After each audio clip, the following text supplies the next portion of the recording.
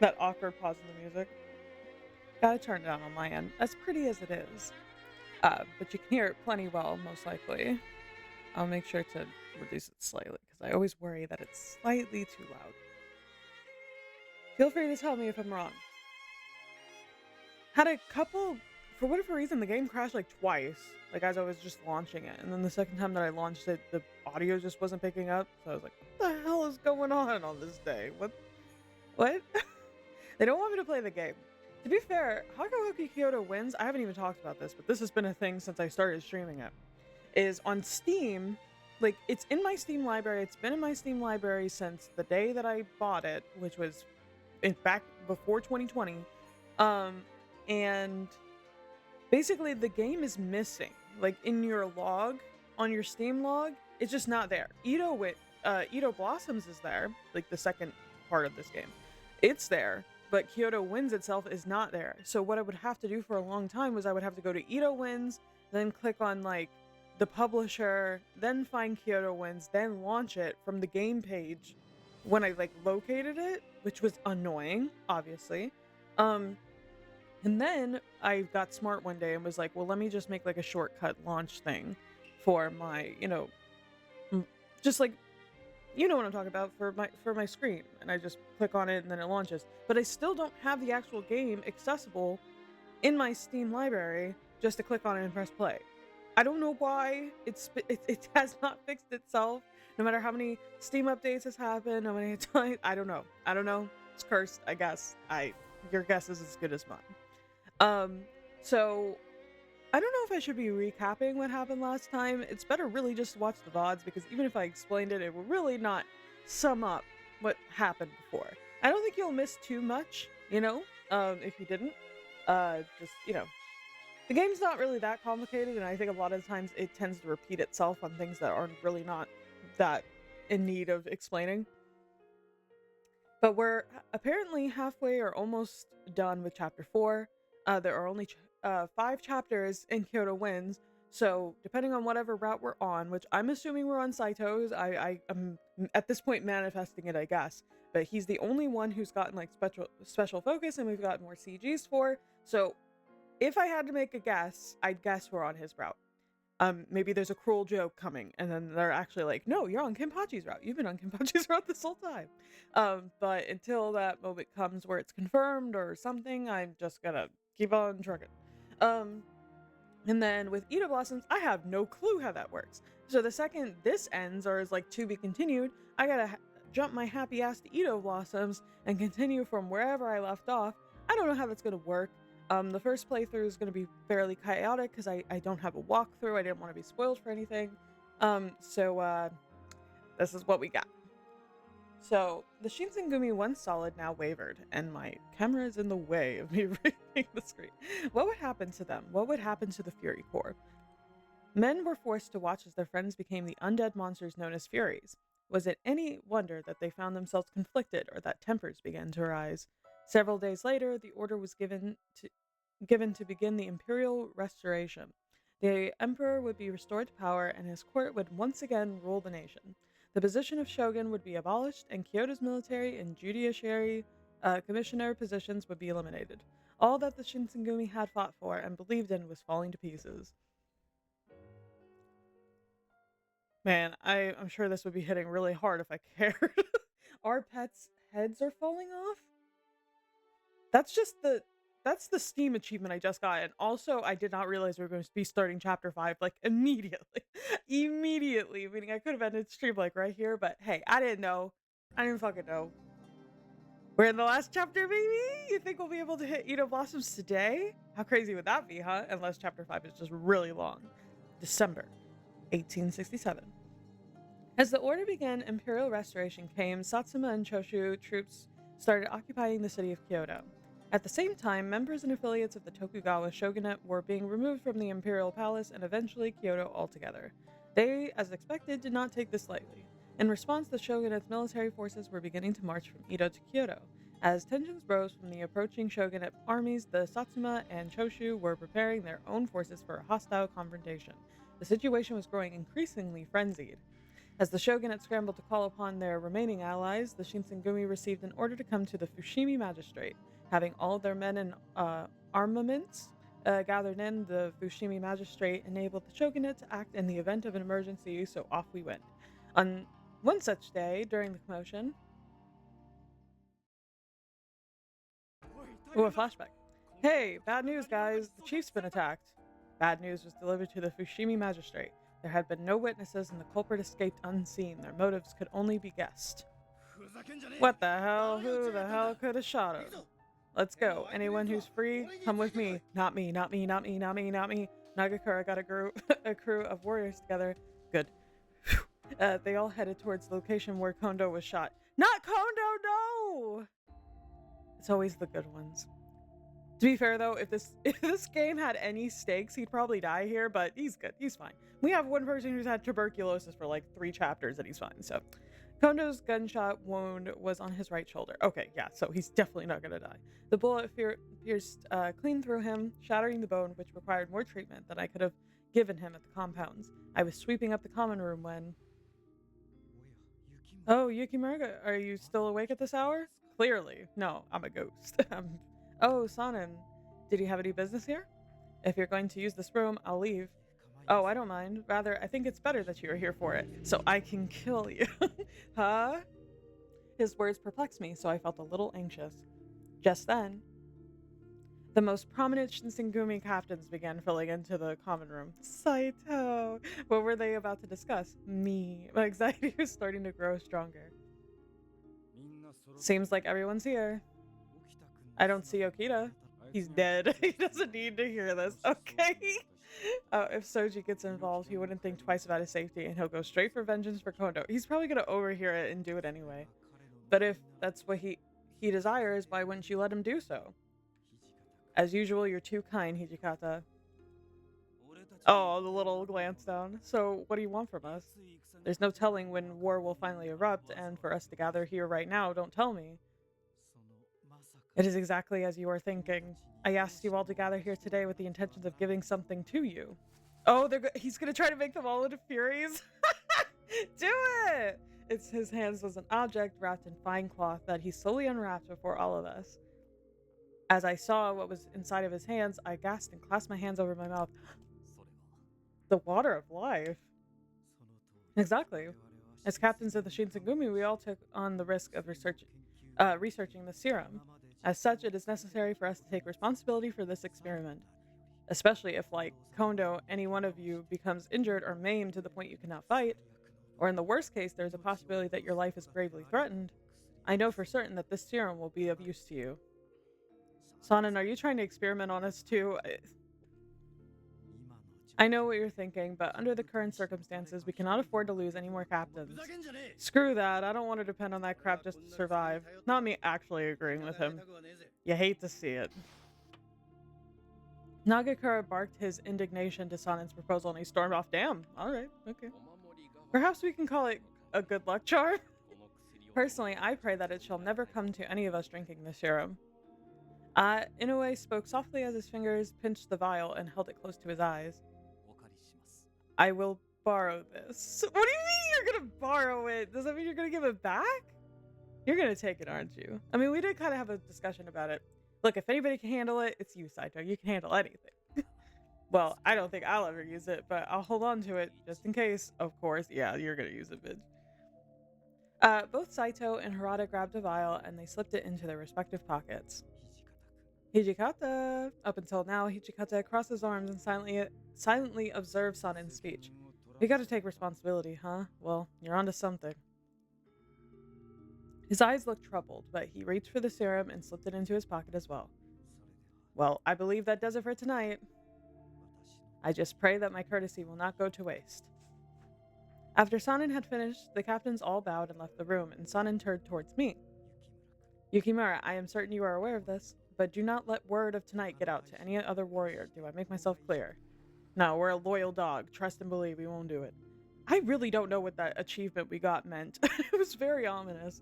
Timidly, I nodded my head, and Sanin waited for a second before nodding silently and leaving the room. What could I do? The serum created by my father was now in the hands of the captains. I shuddered at the thought of them drinking it. Oh no! It's almost like half of them have already. We still haven't figured out who attacked the chief. I'll bet you anything it's those bastards from that Satsuma Choshu alliance.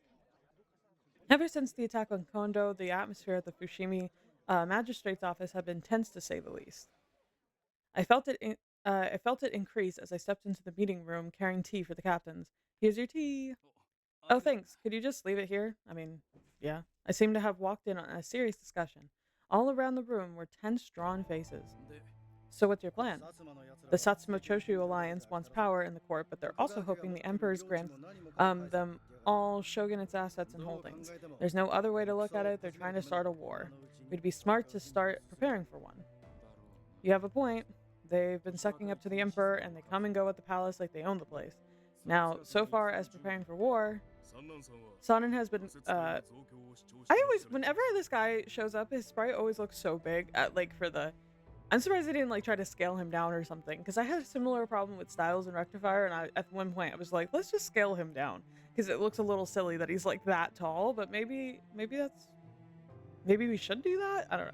Pushing hard to augment the Fury Core. A memory of the other day came back to me. Sonnen offered the water of life to all the captains, and they accepted it. I'm against that. This is war, not subsiding the odd Ronin.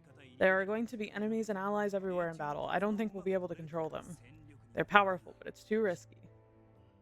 Agreed. Besides, it's inhumane. Then what do you suggest? If you wish to disapprove, you should offer an alternative path. True! Okay. Once again, Saito's so base, because I'm the same way. Like, I hate when people just shoot down ideas, and this is like just in a casual sense where they're like, oh, I don't want to eat there. And it's like, okay, bitch, then where do you want to eat? And then they're like, I don't know. If you're gonna shoot something down, offer something else up. You can't just be the person who's like, I don't want to do that. I don't want to do that. Like, come on, solutions here. Can you tell him down bad? We're working on that. It was too easy to come up with a solution. You really think we'd be in this mess? I mean, he might have a point, but I don't like him, so he doesn't have a point. What's your take on this, Commander? Hijikata furrowed his brow and frowned. Let me think about it. We need to see what the Satsuma and Choshu are going to do, and we have to consider what the shogunate wants. Kondo's injury had put everyone on edge, especially with the war inching closer day by day. What was going to become of the Shinsengumi as well as the Fury Corps? Fuck if I know, there's still a whole other game after this, so something tells me they're probably going to be alright. December 20th, 1867, it was decided that Kondo and Okita were to be moved to Osaka, where Dr. Matsumoto was. Kondo had required serious surgery and treatment, while Okita needed to treat his tuberculosis. Finally! Only a few people had caught into Okita's condition initially, but when it came time for him to leave, it was as if a dark cloud hovered over all of us. The departure of those two leaders brought solemnity and sadness to us all. Bring dishonor to us all. It was a cold December morning when Kondo and Okita were sent to Osaka Castle. I was performing the final check on everyone's belongings when a car passed by, when Hijikata had called upon me. I grew almost sick with worry. Had something happened to Kondo and Okita? I slowly made my way to Hijikata's room as the potential scenarios played out in my head. In the common room, Hijikata sat waiting for me. Because of how the last few days had played out, Hijikata always seemed to wear a grave expression. The absence of Okita and Kondo seemed to break the heart of Hijikata silently, but assuredly. Knowing he was dealing with so much, I did my best to listen to any request Hijikata may have had. I was hoping to be of service right beside Hijikata. However, what Hijikata had revealed to me proved this was not the case.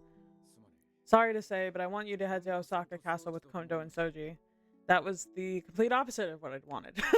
True, I was quite concerned about Kondo and Okita, and at one point I even entertained the idea of possibly heading to Osaka Castle with them. But since Dr. Matsumoto was already at Osaka Castle, all I wanted to do was care for things around here and do my best to play my part with everyone else. Thinking about all the duties, including making the warriors' meals and tending to the wounded, I truly hoped this was the time I could show my worth to everyone by helping those in need. I looked up at Hijikata, and although I was shaking, I mustered the courage to speak my mind. May I ask you one thing? Are you sending me to Osaka Castle because you think I'd be in the way during the war? Hijikata's face remained stern, and he did not seem to be offended by the forwardness of my question, but he just shook his head and closed his eyes.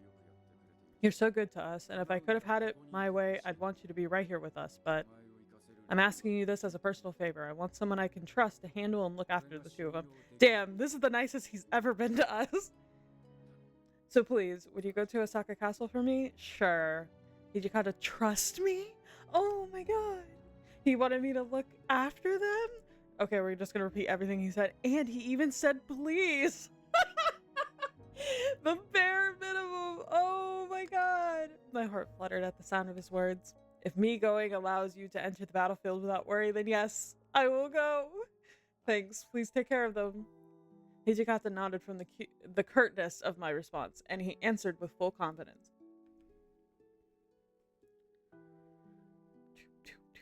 I had known that the Fushimi magistrate would become a battleground in the case that the Satsuma or Choshu were to strike. I wasn't in any position to help them or even watch the fight taking place. Everyone please stay safe. Keep deep in my stomach, I felt a pang of reluctance as I left Kyoto for Osaka Castle. As soon as we'd arrived in Osaka, Kondo and Okita were brought to Dr. Matsumoto for examination. However, the results brought both good and bad news to us. The good news involved Kondo's recovery. We had been informed that Kondo's injury was not life-threatening, and we were just waiting for the shattered bones to heal in a line. Okita, however, had less fortunate news from the results of the exam.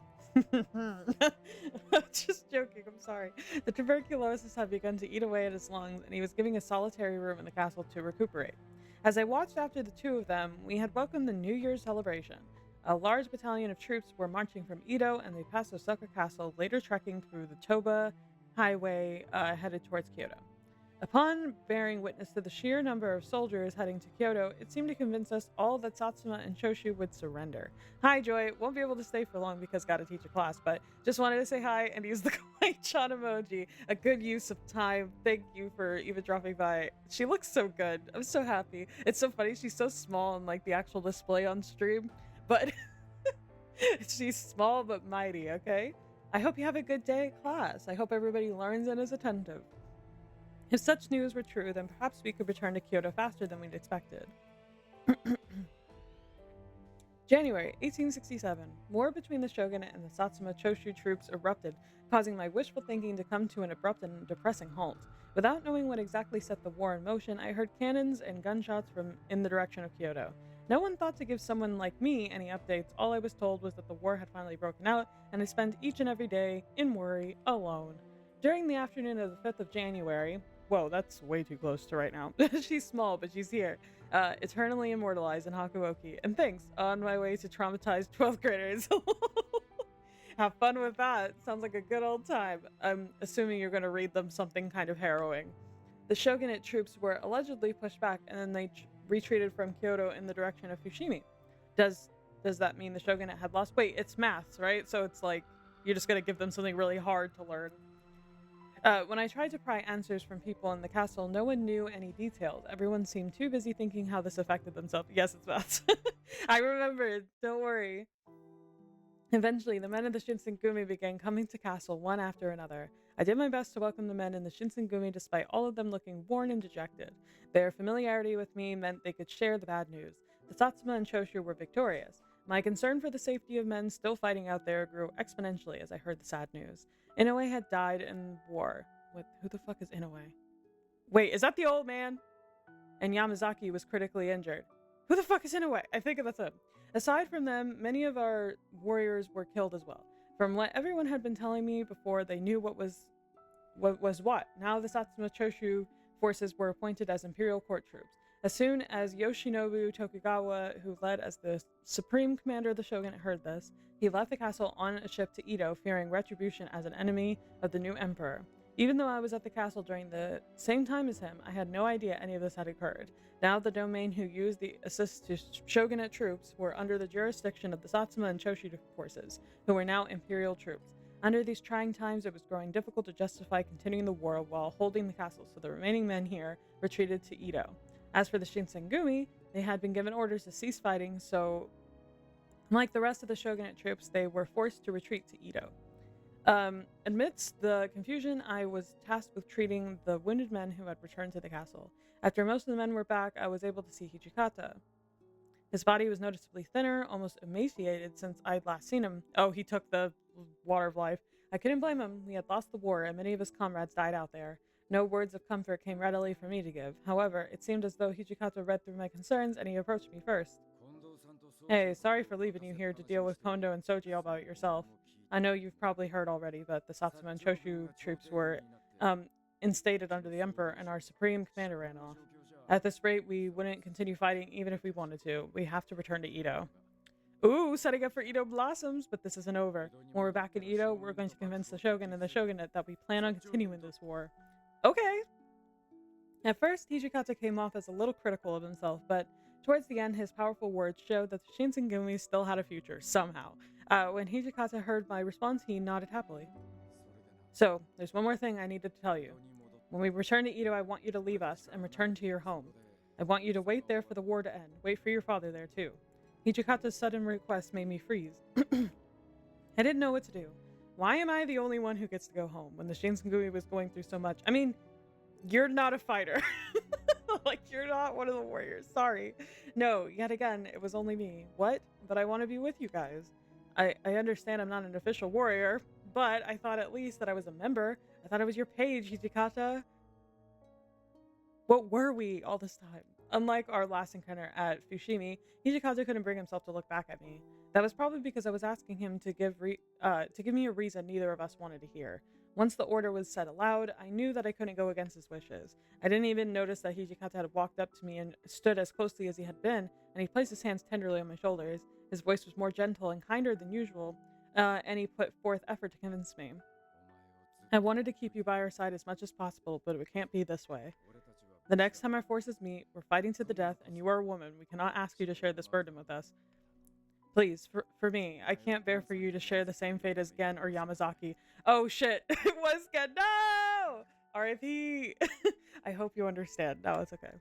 I bet you he dies on every route. He just looks like the guy who's gonna die, right? For a moment, I didn't answer or look up. Hijikata calmly patted my back a few times, and he walked off without another word. It took everything inside of me to refrain from turning back or even responding to Hijikata.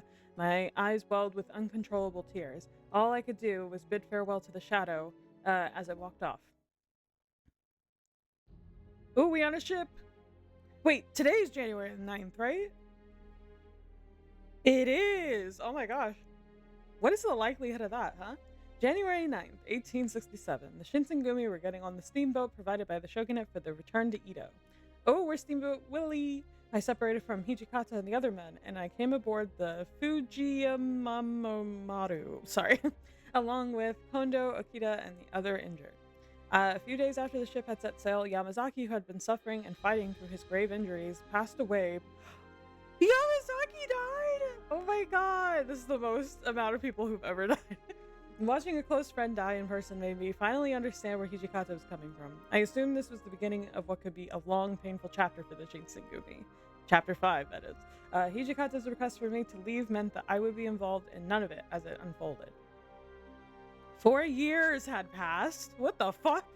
Since I'd come to Kyoto. Oh, okay. They're just saying 4 years. I thought it was like, okay, and now we're 4 years ahead. And I'm like, what do you mean? I'd come to Kyoto and I'd shared many memories with the Shinsengumi. As I held these memories in my heart, I prayed for everyone's wishes to come true and for their safety. I prayed that when all of this was over, that I could see all of them once again. I looked up to the sky towards the west, forever and ever. Imagine that was the end already. Is it Edo Blossom's time already? After fucking Gen and Yamazaki died? It is! Are you joking? That was so quick. It's like the second you get to chapter 5, it's like, okay, that's enough of that. Am I gonna have to change my Steam information to Edo Blossoms? Well, okay, that was Kyoto Wins, or at least the first part of it. And again, I don't know what route we're on, so I'm just gonna assume we're on Saito's if we have a fucking choice. I wasn't expecting that, so that's pretty funny. Should I wait till the after credits like a Marvel movie? I can't believe Yamazaki died. That's crazy. I didn't think they were gonna kill him. Gen Inoue made a lot of sense in my opinion, but like, yeah, I don't even think. Can I skip it? Okay, we're good. We're good. So let me boot up Edo Blossoms, I guess. The hell? Unless there's like a Finn. Imagine you think that's like the entire game, by the way. That's really funny. They've got to be a little bit more clear with how this works. It could have been worse. Viewed the normal ending. Ooh, I got the normal ending. Yippee! You know, I am actually impressed with us to get the normal ending with no walkthrough, so I'll take it. That's a victory in my book. So give me 1 second. Let me get Edo Blossoms. At least it'll be easier to find because it's actually in my Steam library somehow. That literally makes no sense. I gotta install. Are you joking? Well, to be fair, I didn't think we were gonna be playing it today. Like that was not on my radar. Okay, well, the good news is I don't think it's gonna take very long. Bad news, it's gonna be this like kind of awkward mid stage until that. In the meantime, let's look at my man. If they give us a choice on which route to just continue, which we didn't get all the CGs, I'm assuming these are all his. We missed a lot if that's the case. See, this is why you need a walkthrough, dog. Like, I understand the organic part of just playing it yourself, but it's also important to get all the shit, you know? I could have said that a little bit more eloquently. There's 12 gigabytes? How big is Hakuoki Kyoto Winds? If only I could see it, because it's not present in my Steam library. It might take just like a couple minutes. I don't know. Boop, boop. Actually, you know what? No, we're good. We're good. I don't need to take a break. It's way too early. It's not even 30 minutes yet. That's crazy.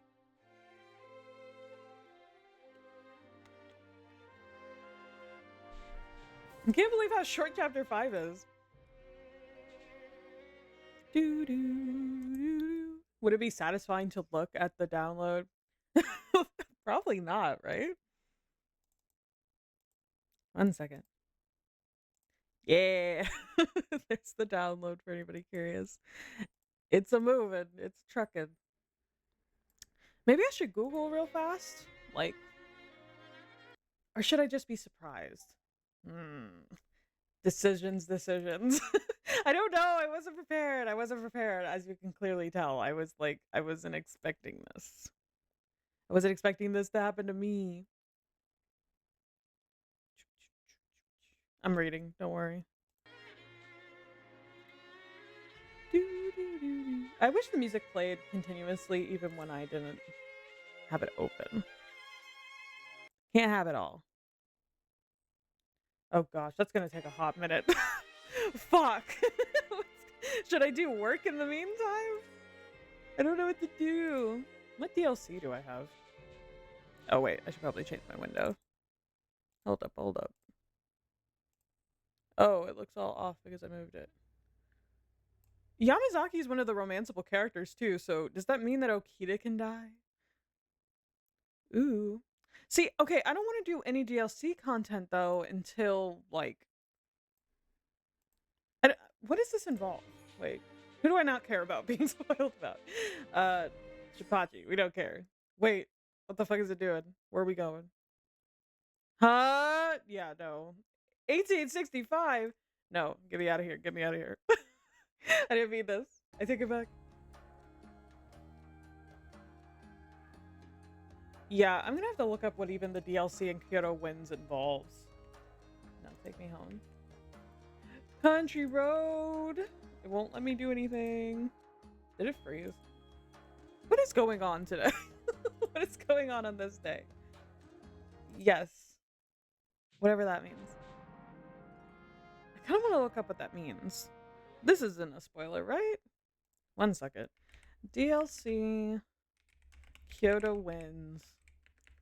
It would be better if I could spell. Hakuoki. Get one on time. Hold up. Because I got the deluxe pack like a gajillion years ago. Get one time with your favorite Shinsengumi bachelors and these 6 never before seen episodes. Cost $3. Is that all they say on it? Hold up. Let me view the Steam page. Oh my gosh, I am of age. Just let me in. Just let me in. I'm a grown woman. Let me look. Okay, does it say anything? Hajime, Saito, Heisuke Todo, Harada, Nagakura, Yamazaki, and Iba. That's not even all the guys either. Wait, there's no Hichikata on that. What the hell? Now that's just favoritism. I mean, it's $3 for 6 extremely short stories, according to the Steam reviews. Some people said it was fine. I don't know when I guess I should read it now, but I don't know what route I'm fucking on. I don't know. Okay, how much time do we have on the? Because I might do the Saito one. Yeah, we've got time. So let me just do that, I guess, in the meantime. Something to read, something to do. I'm not going to bother with the other guys until we're actually on their routes. You know, when we come back to Kyoto Winds. Maybe this will be the thing we do when we finish. I don't know, guys. I'll do some more research before next stream.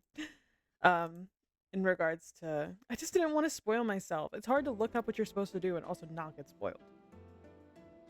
During one afternoon, as the air was filling the scent of the new spring season, I had found myself cleaning in front of the gate. Oh, hello, Saito. Are you heading out? I am off to buy dinner ingredients. I won't be long. You're going by yourself? The others are ill, and it seems they are not fit to come along. They're sick. Supposedly, some of the other warriors had spent another late night in Shimabara partying. So by ill, Saito probably meant to say they were suffering a serious hangover. But I couldn't help but think it must be a hassle for Saito to try and buy, let alone carry the dinner ingredients, all for all of these men. Saito, would you mind if I tag along? You? Are you not in the middle of cleaning? I'm actually almost finished, if you could just give me a second. Or would I just be inconveniencing you if I joined? Saito turned to the side, absentmindedly stroking his chin as he thought to himself. No, I find no issue with your suggestion. If you insist, I accept your offer to accompany me. Okay, can you wait here? I'm going to tell Hijikata that I'm going to be running errands with you. What if he was like, no? Because he's our fucking dad, apparently. Alright, that should be everything. We should Damn, we didn't even get to shop. We should head back. Okay, that was fun, I guess. Hold on a moment, Saito. Look, they're selling tofu. What? You like tofu, right, Saito? I mean, I guess. We're here, so we might as well get some. Besides, we still have some money left over.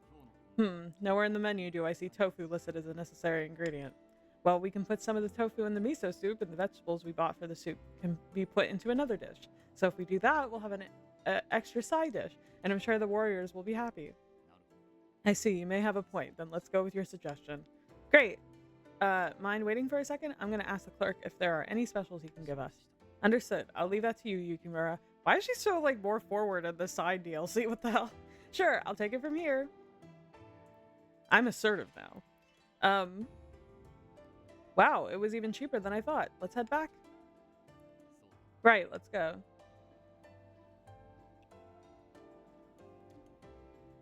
So, how were you able to guess what my favorite foods are? I don't recall ever telling you.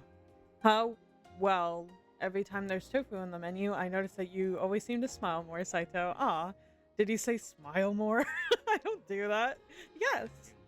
As a samurai, I make a concreted effort to live every day without letting my emotions be known to others. Yet it appears there is still much for me to learn in my training. Oh, it's not like that. I hadn't meant anything by it, but it seems like Saito was even more of a serious person than I could have thought. Let us hurry. We must prepare dinner as soon as we arrive. The men are surely anticipating us soon. Oh, right. This is invigorating. Not his favorite food being tofu for his bland ass. Like, it's not a bad food, but it's like, out of every food, you ever had an orange dog? You ever had, like, I don't know, a meat skewer?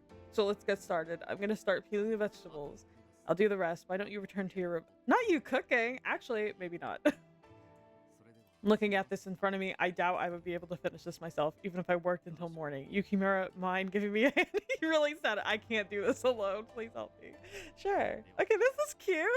So let's start with the vegetables in this basket. Saito began handing me the fresh... It's almost like they should have had this on the base route. Just a thought. Saito began handing me the freshly watched vegetables when... Oh. As I reached my hand over to grab them, Saito's hand and mine tenderly touched. Oh my god, this is the most action we've gotten so far, and I don't know how many hours we put in this game. Not him blushing. Cut it out. I'm so sorry. No, I apologize. Allow me to pick it up. No, I'm the one that's sorry. We can't stop apologizing to each other. Can you imagine if that's the whole thing right there? After we exchanged another round of apologetic stammering, we continued to prepare dinner in a relatively awkward silence. As the food we had prepared was well received by all the men during dinner time, I saw Saito smirk as he sipped on his tofu miso soup happily, and he brought a warmth to my heart that made me smile in return. What a fucking nerd. Is that it? Please tell me that's not. That is criminal! $3 for that? That wasn't even worth 20 cents, dog. How many words do you think that was? That had to be at least 2,000. At least. I mean, at most. How? That took us like 3 minutes. That's crazy. But at least it leaves a little mark to show which one is done. At least when we get to Kenpachi's route, I won't have to, deal with it for too long. Also, I didn't know this motherfucker was romanceable until just this moment. So, that's interesting. Hijikata's gonna be jealous the whole goddamn time, I think. That's crazy. They cannot charge money for that. I'm sorry. I don't mean to be like the arbiter of like how much something should cost, but that ain't it. Whatever that was, that ain't it. So, we still got Edo Blossoms is 36% downloaded so far. So give me 1 second. I'm gonna take like the smallest break, get a drink of water, all that stuff, since I got time to spare, I guess. Don't go anywhere. I'll be right back.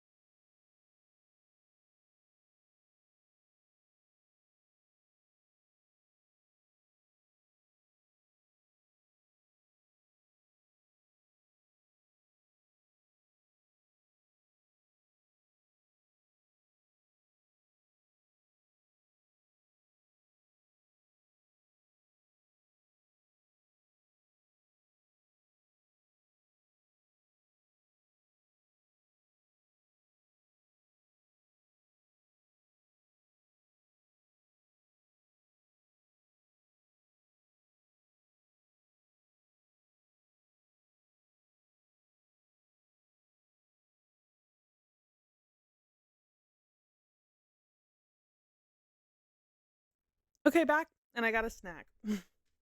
He's still got like, I mean, it's downloading kind of quick. It's almost at 50%, so I might actually legitimately do some work in this time because I do need to rescript. At least we'll be able to play most of Edo Blossom for the rest of the stream, so.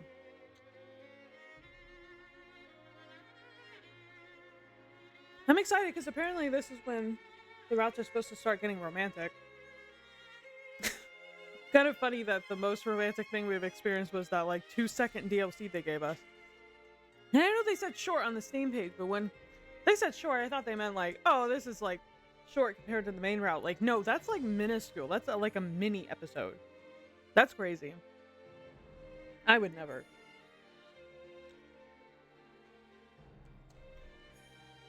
Yeah, I was hungry.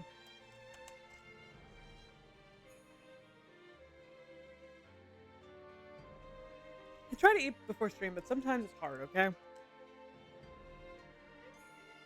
Especially when you want to sleep in, which I usually do. Especially now, since it's so cold. It's like unbearably cold lately.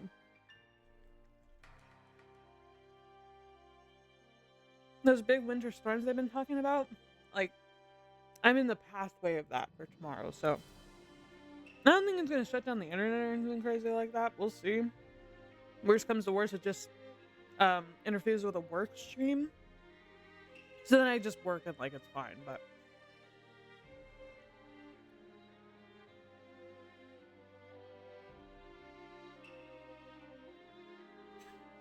I'm still befuddled by how quickly that all happened.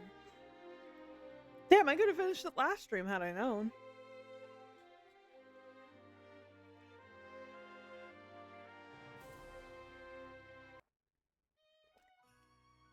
Oh, we get to watch the intro again.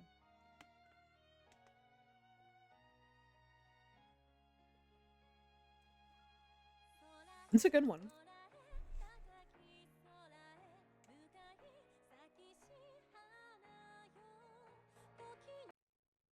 Oh.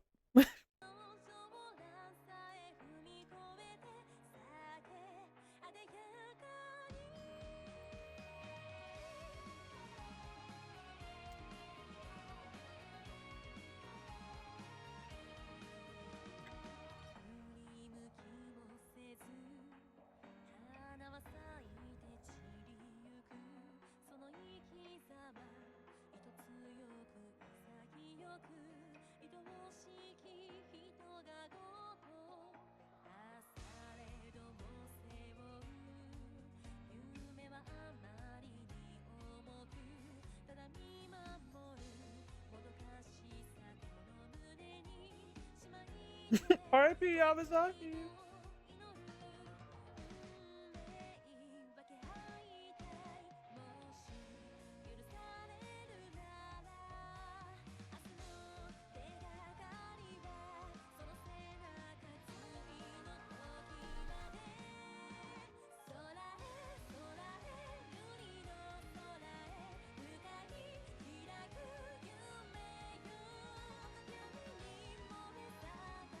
Look how happy she is.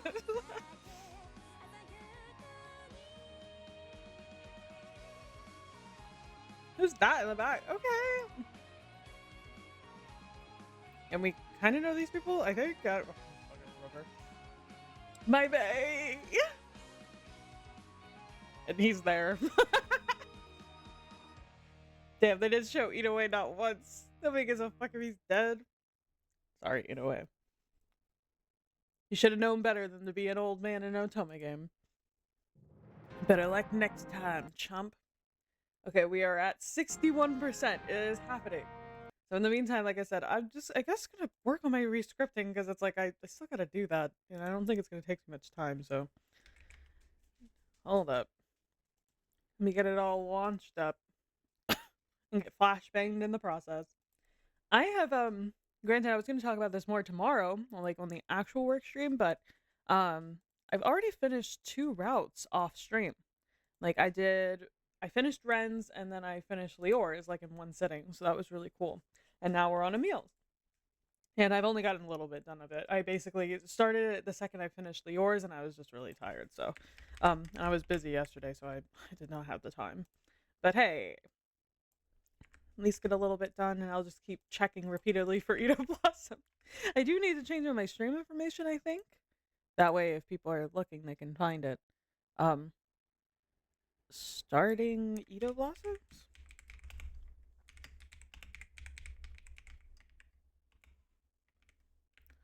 Most likely Saito's route. I'm telling you, I'm putting it in the air. I will get it, no matter what.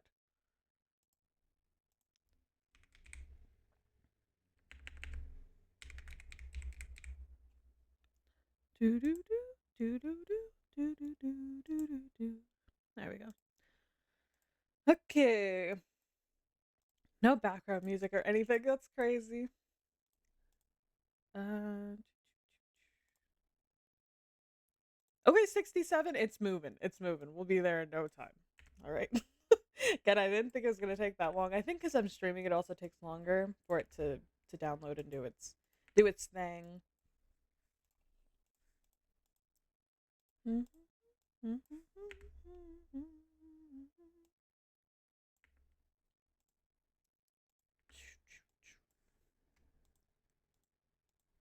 It's actually a beautiful day today. You would not think that it's supposed to be like such an awful storm tomorrow. I guess that's what they say, calm before the storm and all that. I think it's gonna be like the most snow I've ever seen in my life as well, so that's gonna be exciting, I think. Maybe, hopefully. At least I get something out of it, I don't know. And I only have meals, Greers, and glyphs left to do in terms of like the actual reformatting. And then I go back and hopefully later this month or in February, probably later this month because I think I'll be done very soon. Um, I can start rewriting certain aspects of the route. I don't plan on rewriting even like half of it or even most of it. It's just only one route really needs it. And I think that's Greer's because his was the first route and I didn't really know exactly how we were gonna do it. It was kind of like a test, in a certain sense. And I definitely got the feel for it very quickly afterward, but um, Grace just feels a little like it doesn't match with the others in my head. And there's like a couple aspects to his character I didn't get to showcase and some relationships and stuff. And I feel like it's a little short too. So I was like, well, let me bulk it up a bit. Let me add a couple things here and there. Um, some lines are a little wonky for my liking. So that's what I plan on doing is changing that. But for the most part, everybody else is just gonna get like one extra scene. They're gonna get some extra like visuals and stuff like that. Just polish what we already have. Fix any clunky lines, get rid of any like grammar or typos, obviously. Just the basic update stuff. I do plan on doing I mean, this is just exclusive to the stream, but I do plan on doing like a devlog sort of thing, talking about the update, like in full detail, more so than I've talked on stream or anywhere else. Just to kind of detail, when's all this going to happen, how's it going to happen, yada, yada, yada. So, I'm pretty excited about that, but that's going to take a good afternoon at least to get like all my thoughts together and sit down and write a sizable devlog. If you've read my Lord of Lies original devlog, it's going to be like as in depth as that, basically, maybe even more. Which those take like a hot second to do, but I do enjoy writing them. It's just any kind of work takes work, obviously. Wow, how insightful, but you know.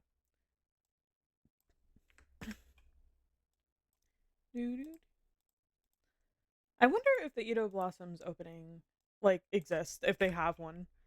I hope Edo Blossoms really does like leans into the romance as much people say that it does. Because if it does, I think it might justify the time. Because in terms of like the actual base story for Hakuoki, it's a mixed bag. Like I think it's interesting, but I feel like it takes some really weird turns and like it addresses certain things I just don't care about or expands on things that like don't really matter. Um like it wants to be paranormal, but it also wants to be sort of like a historical fantasy sort of thing.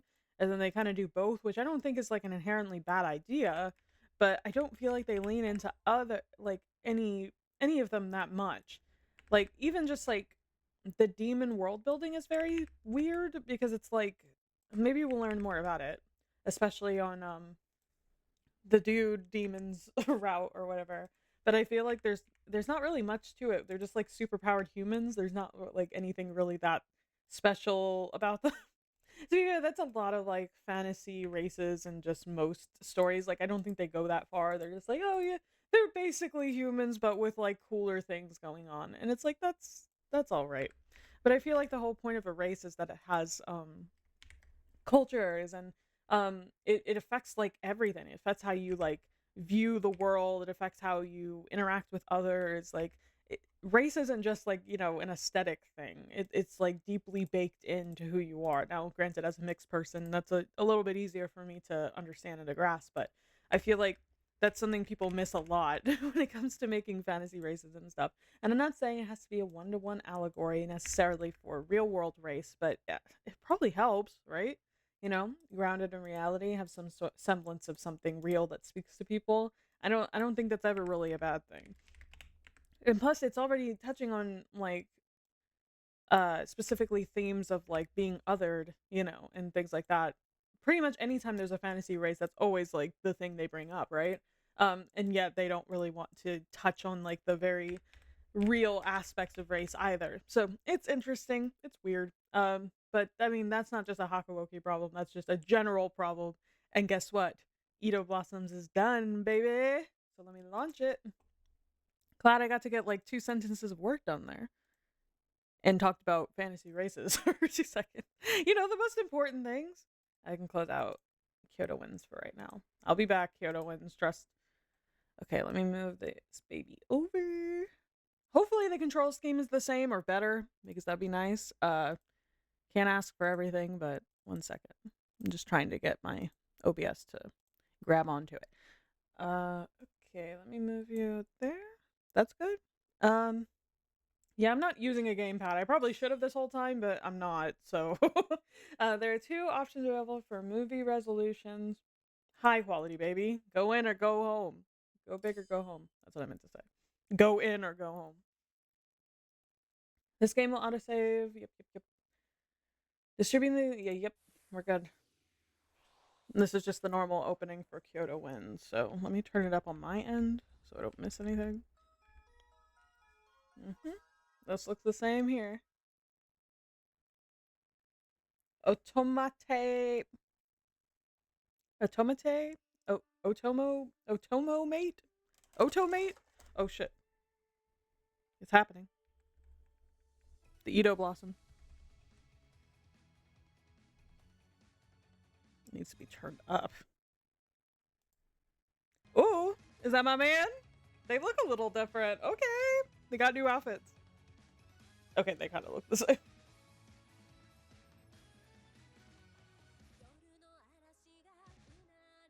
They all just got haircuts.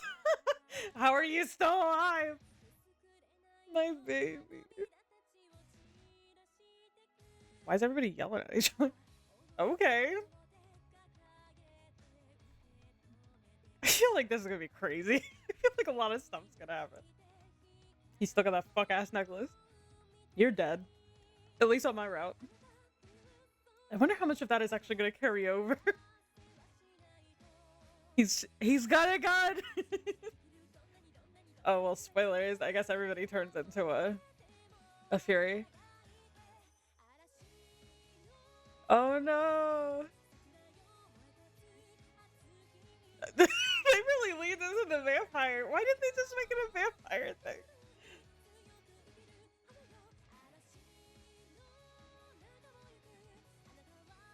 We're gonna get some action, baby. That's what all this is saying.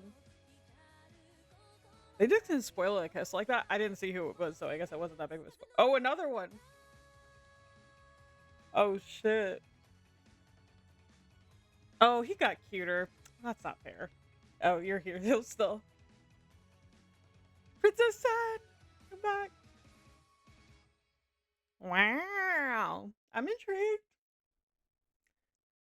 Some bullshit's gonna some absolute nonsense is gonna come down. We're here, baby. Save music. I mean, all right, continue.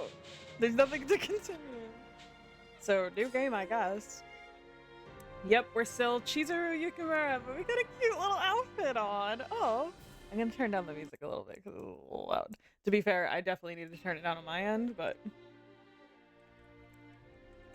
Oh, look at us. Look at our submissive ass. Yep, that's us. Oh, cool. We just get... Okay, cool. So, I guess it doesn't matter really what happens unless you just want to get all the CGs on the first one. But you know who we're already going to choose, but I'm going to just look. Well, what happens if I choose me? What? You can do our own story? Well, that's the last. I ain't got no interest in that. Okay, so... Sakamoto! Oh my gosh. And then... Oh, that's... I get these two dudes mixed up. They look the same, do they not? Okay, this one's the one that Hijikata's down for. This is the guy that was, like, being trained under them. Okay. They're also very closely related to Hijikata, so that doesn't help either. Okay, Saito, it's your time to shine, baby! Yeah! Let's go! Imagine if we were supposed to do ours first. This is what we've been waiting for! Hell yeah! I'm ready. And my cat's ready too. It's just bouncing around. Prologue! Oh my gosh! I'm so happy right now. It's so funny that we just get to choose, like, immediately. It should have always been like that. Winter 1864. In order to find my father with whom I'd lost contact, I, Chizuru Yukimura, visited Kyoto. Oh, a recap. In that city, I bore witness to a horrifying secret hidden within a group called the Shinsengumi, the Fury, a creature with white hair and crimson eyes. Luckily, I was saved from the vicious clutches of the Furies by Saito the Shinsengumi. Because I had discovered those Shinsengumi secrets, it was proposed that I live with the Shinsengumi men, since they were also searching for my father. As such, I was to serve under Hijikata as commander's page, a role I performed proudly, so thus begun my life with the Shinsengumi. I'd heard rumors, well, whispers, really, that the Shinsengumi were little more than a bunch of crooked ronin. My life with them proved otherwise. No, that kind of still tracks, to be honest. Their commitment to protect the safety of Kyoto made them the last of the dying breed, true samurai. It set them apart from those who only craved power. Among the men was Saito. He was the left-handed master of Ai, who led the 3rd Division of the Shinsengumi as its captain. My fate besides Saito became entwined through the events of the Ikeda Inn incident and the Hamaguri Rebellion, the Aburano Koji incident. I remember one such time where 3 men claiming to be demons, Chikage Kazuma, Kuji Amagiri, and Kyo Shiranui, confronted the Shinsengumi. However, time has been unkind to us since then. At that time, the fate of the shogunate was threatened by the Satsuma Choshu, which later culminated in an inevitable battle for control of the nation. And we lost. In the effort to defend my life, Saito confronted a demon one-on-one in battle. Yeah, that didn't really actually happen, but it probably would have happened if we had a walkthrough, so we'll just pretend it did, okay? He drank the water of life, which transformed him into a fury. Unfortunately, the battle ended in favor of the Satsuma Choshu, and the Shinsengumi were driven from Kyoto. They set sail for Edo in hope of a new start. And we made tofu. Don't forget that part. That part was very important. Ooh, okay, cinematic. Imagine they put more work into Edo Blossoms than they do Kyoto with. Hey, it just looks that way so far. That's all I'm saying. Chapter 1. Okay, so the prologue was just recapping. Honestly, they kind of recapped it in a way we didn't necessarily even need to play the first game. I'm just joking. Of course we did, but... Ooh, new background time. The budget went up. We sailed for Osaka, clinging onto our desperate hopes, and with good fortune reached Edo safely. We used the humble home of the Hatamoto as our headquarters for the time being. One thing that became privy to our attention is how talk of the Satsuma Choshu troops flooded the city. Although I had tried my best to forget them, the events of the Battle of Tobafushimi still left a bitter taste in my mouth, I assume. Whoops. I guess it's pulled down a little bit. It is. Okay, that's better. Sanin and Heisuke have been running tirelessly around the city in search of candidates. It's not really picking up on OBS though. Let me readjust that real fast. There we go. Had decided was best left unanswered. Beyond all the chaos, I felt extremely frustrated by how little I could do to help the warriors.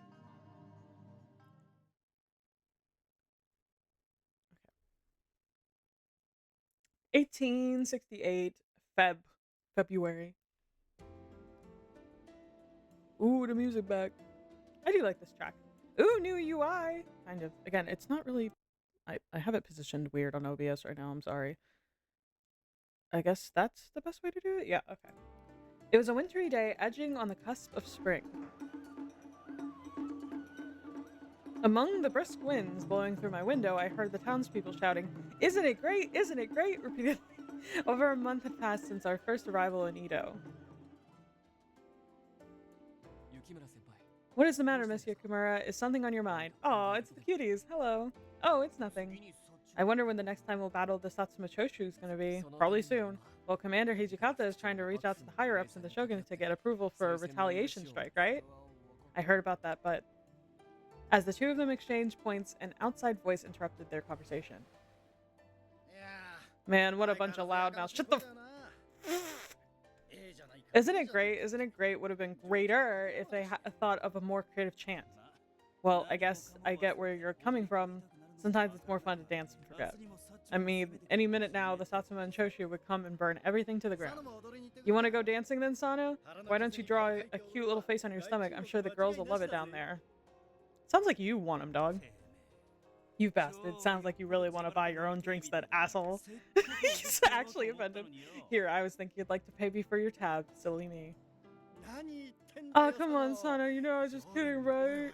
Look, it's because I'm a boy from Edo. Sometimes stuff slips out. I didn't mean nothing by it. Oh, were the two of you planning on going somewhere? Yeah, I'm starting to think that sticking around here for too long is going to be a real bummer for all of us. Yeah, we thought it'd be a good idea if we went out for a drink. Hey, Soma, Nomura, you guys are coming, right? No, I don't think so. Same, I couldn't drink at a time like this either. That's exactly why we're drinking, you idiots. Hey, let him just do his thing. It doesn't matter. What the hell's the point of sulking in your room? It's not like that will fix anything either. You may as well drink, so quit bitching and come along. Hey, chill. Want to join, Chizuru? No, thank you. I believe I'm going to refrain. There are other things to which I must attend. I see. Guess it can't be helped. But hey, if you see Hijikata, go ahead and tell him I'm at something random like a funeral or something like that. Alright, take care of the place while we're out. Bye. Nagakura and Harada were practically dragging Soma and Nomura out of the door with them. It became a somewhat common occurrence for both Nagakura and Harada to go out for drinks lately. Sure, they were cheery on the outside, but I was afraid to think that their apathy was a result of the defeat in Toba Fushimi. Although it was a huge relief to hear that Kondo's shoulder was recovering well, and that he was due to return back to active duty soon, both Kondo and Hijikata's top priority was negotiating with the chief vassals of the shogunate. As a result, the person tasked with ensuring that all duties were seen to completion at headquarters was Saito. Yukimura, I cannot seem to locate either the inkstone or the ink. Do you happen to know where they could be? I think it might be in Hijikata's office, but I imagine it'd anger him quite a bit to hear that we had used it without his permission. Give you a moment, please. If I recall, there's another set as well. Let me find it. Very well, if you could see to it immediately. I'm working on it. Inkstone and ink. Will these do? Thank you. Saito extended his hands to grab the inkstone, and he began to glide it across a short table to make ink. Beside him sat a thick pile of documents, which I had assumed were what Saito had in store for himself. Saito, is there anything that I might do to help you? Nothing in particular, no. But are you supposed to do all this work by yourself? That'd be impossible. Quite the contrary, not impossible. Focus is merely an imperative. Damn, he really said it. It's all about mindset. Well, I've finished most of what I've needed to do today, so please, anything. Saito was silent, turning to stare at me with a blank expression. After what looked like a moment of deep consideration, then would you kindly assist me in closing these documents? Of course! The strings and all to bind these papers are over here. Okay. I began to enclose the parchment as he instructed. Quiet sounds of ink pressed the parchment, and the following ruffle of said parchment filled the room. Come to think of it, it had been nearly a month since Saito had drunk the water of life, which never happened on my route, so we're just pretending it did happen. Normally, it would have been excruciatingly painful for him to be awake, let alone accomplish tasks, but there was still sunlight. But looking at Saito operate with such swift efficiency, I would have never guessed otherwise. Without being too invasive, I stared at him deeply. I was at the point where I had begun to question whether or not his fury transformation was all a part of some elaborate dream I had. However, I knew this to be untrue, because I saw it with my own eyes. Yes, of course I did. Ouch. What happened? Oh, I cut my finger with the awl. Don't worry, it'll heal quickly. Oh god, he's gonna like suck on it or something, right? This is anime, right? Your fingers have been cut. Here, allow me to see. He's got like fucking paper skin. Oh, here we go. CG time already. We're eating good, baby. I'm tempted to get a walkthrough so we don't miss anything important like we did on Kyoto Winds. I should have just stuck with a walkthrough from Jump. I didn't know. I didn't know. Saito grabbed my hand eagerly. Then, it was as if he were caught in a daze, and he stared intently at my— Oh god, he's having the vampire thing. Just call them vampires, dog. Hakuoki? What the hell? I mean, I like vampires too, everybody does. His face was pale as snow, but his eyes had a peculiar sparkle within them, as if he were hungry. Eat me! I couldn't help but find this odd. Watching his eyes gleam with such forced constraint worried me, and I called out to him, does this not look better than the other game, or am I like— I'm not trying to be like, oh, Edo Blossom's superior. I'm really not. It looks better, right? Saito. Ah! He said ah! Oh, at last, Saito seemed to snap out of his trance, glancing away awkwardly. I advise you to treat it immediately, otherwise it may contract an infection. If someone had been watching the two of us from afar, this would have been difficult to notice, but thick droplets of sweat began to form on Saito's forehead. It was obvious to see this was atypical. I assume it was because, yeah. So, Saito, do you want blood? Being like, you know, for us being such like a subservient character, surrounded by a bunch of vampire men, like it makes sense that they literally are sucking us dry. His shoulders perked almost immediately. I knew it. Even though you've become a fury, you've been forcing yourself to stay awake during the day, which I'm sure is only draining your energy. However, Saito neither confirmed nor denied my claims, instead sitting stoically in silence. Perhaps my comment was out of line, but it was impossible to ignore the signs. Why are you pushing yourself so much? You could be like Sanin and Heisuke and you could rest during the day and act during the night. That way you could minimize your fatigue. Saito glared at me with a white-hot intensity for entertaining such an idea. But if I rest during the day, then whom do you expect shall keep you safe? Aww. Huh? The meaning of Saito's words had not registered immediately after he had said them. Suppose Kazuma were to snatch you away while the sun was out, I were sleeping, there'd be no excuse. The others are absent, so it is my duty to watch over you, that is all. Do you find this to be an issue? No. No, it's not. But are you telling me the only reason you stay awake during the day is to protect me? I have the commander's orders, but then my reasons are my own, and so is my mission. It shall concern you no longer. Saito spoke curtly before falling into another prolonged silence as he toiled away with the inkstone. I had no response prepared, so I could only watch him work quietly from behind him. With that, I was left with no choice but to return to my work. Okay, one-on-one scenes. Things are looking good. Later on the evening. Okay, so the entire game is just supposed to set up like what the Furies are, why the Shinsengumi are hiding them, what the war and everything happening, and to set up that we're a demon. And then I'm assuming at the end of each of their respective routes, quote unquote, they you see them turn into a Fury because they're protecting you. That's my assumption. I'm almost certain that it happens on every time. And then it basically just picks up from that. Okay. For Heisuke to wake so that we could discuss the day's events. The sun dropped into the horizon, melting into the dusk like fresh amber dripping from the tree. Morning. Well, not morning. Oh, Heisuke! There's something I wanted to ask you. Do you have a moment to spare? Me? That's a little strange of you. What's up? Someone may overhear us, so do you mind if we step outside? What we talk about? So, what do you want to know? As a Fury, how much of a strain does it put on your body to stay awake during the day? Oh, you're talking about Hajime, aren't you? I nodded, and Heisuke stroked his chin. Seems like Saito has been working just as hard as he was before he became a Fury, but he looks like he suffered tremendous pain. And well, originally I planned on telling Heisuke about my interaction with Saito, but I was unsure of how best to phrase it. It was almost as if I said it out loud. I was dehumanizing Saito, reducing him to a monster in spite of who he truly was. Wait, did Hajime say he wanted blood or something? My reaction alone seemed to give Heisuke all the information he needed to deduce the situation. Ah, I knew it. I was just thinking to myself how weird it was that he had gotten a seizure yet. I mean, judging by how active he is during the day and all. Jesus H. So, what do you suggest I do? Should I tell him to drink blood?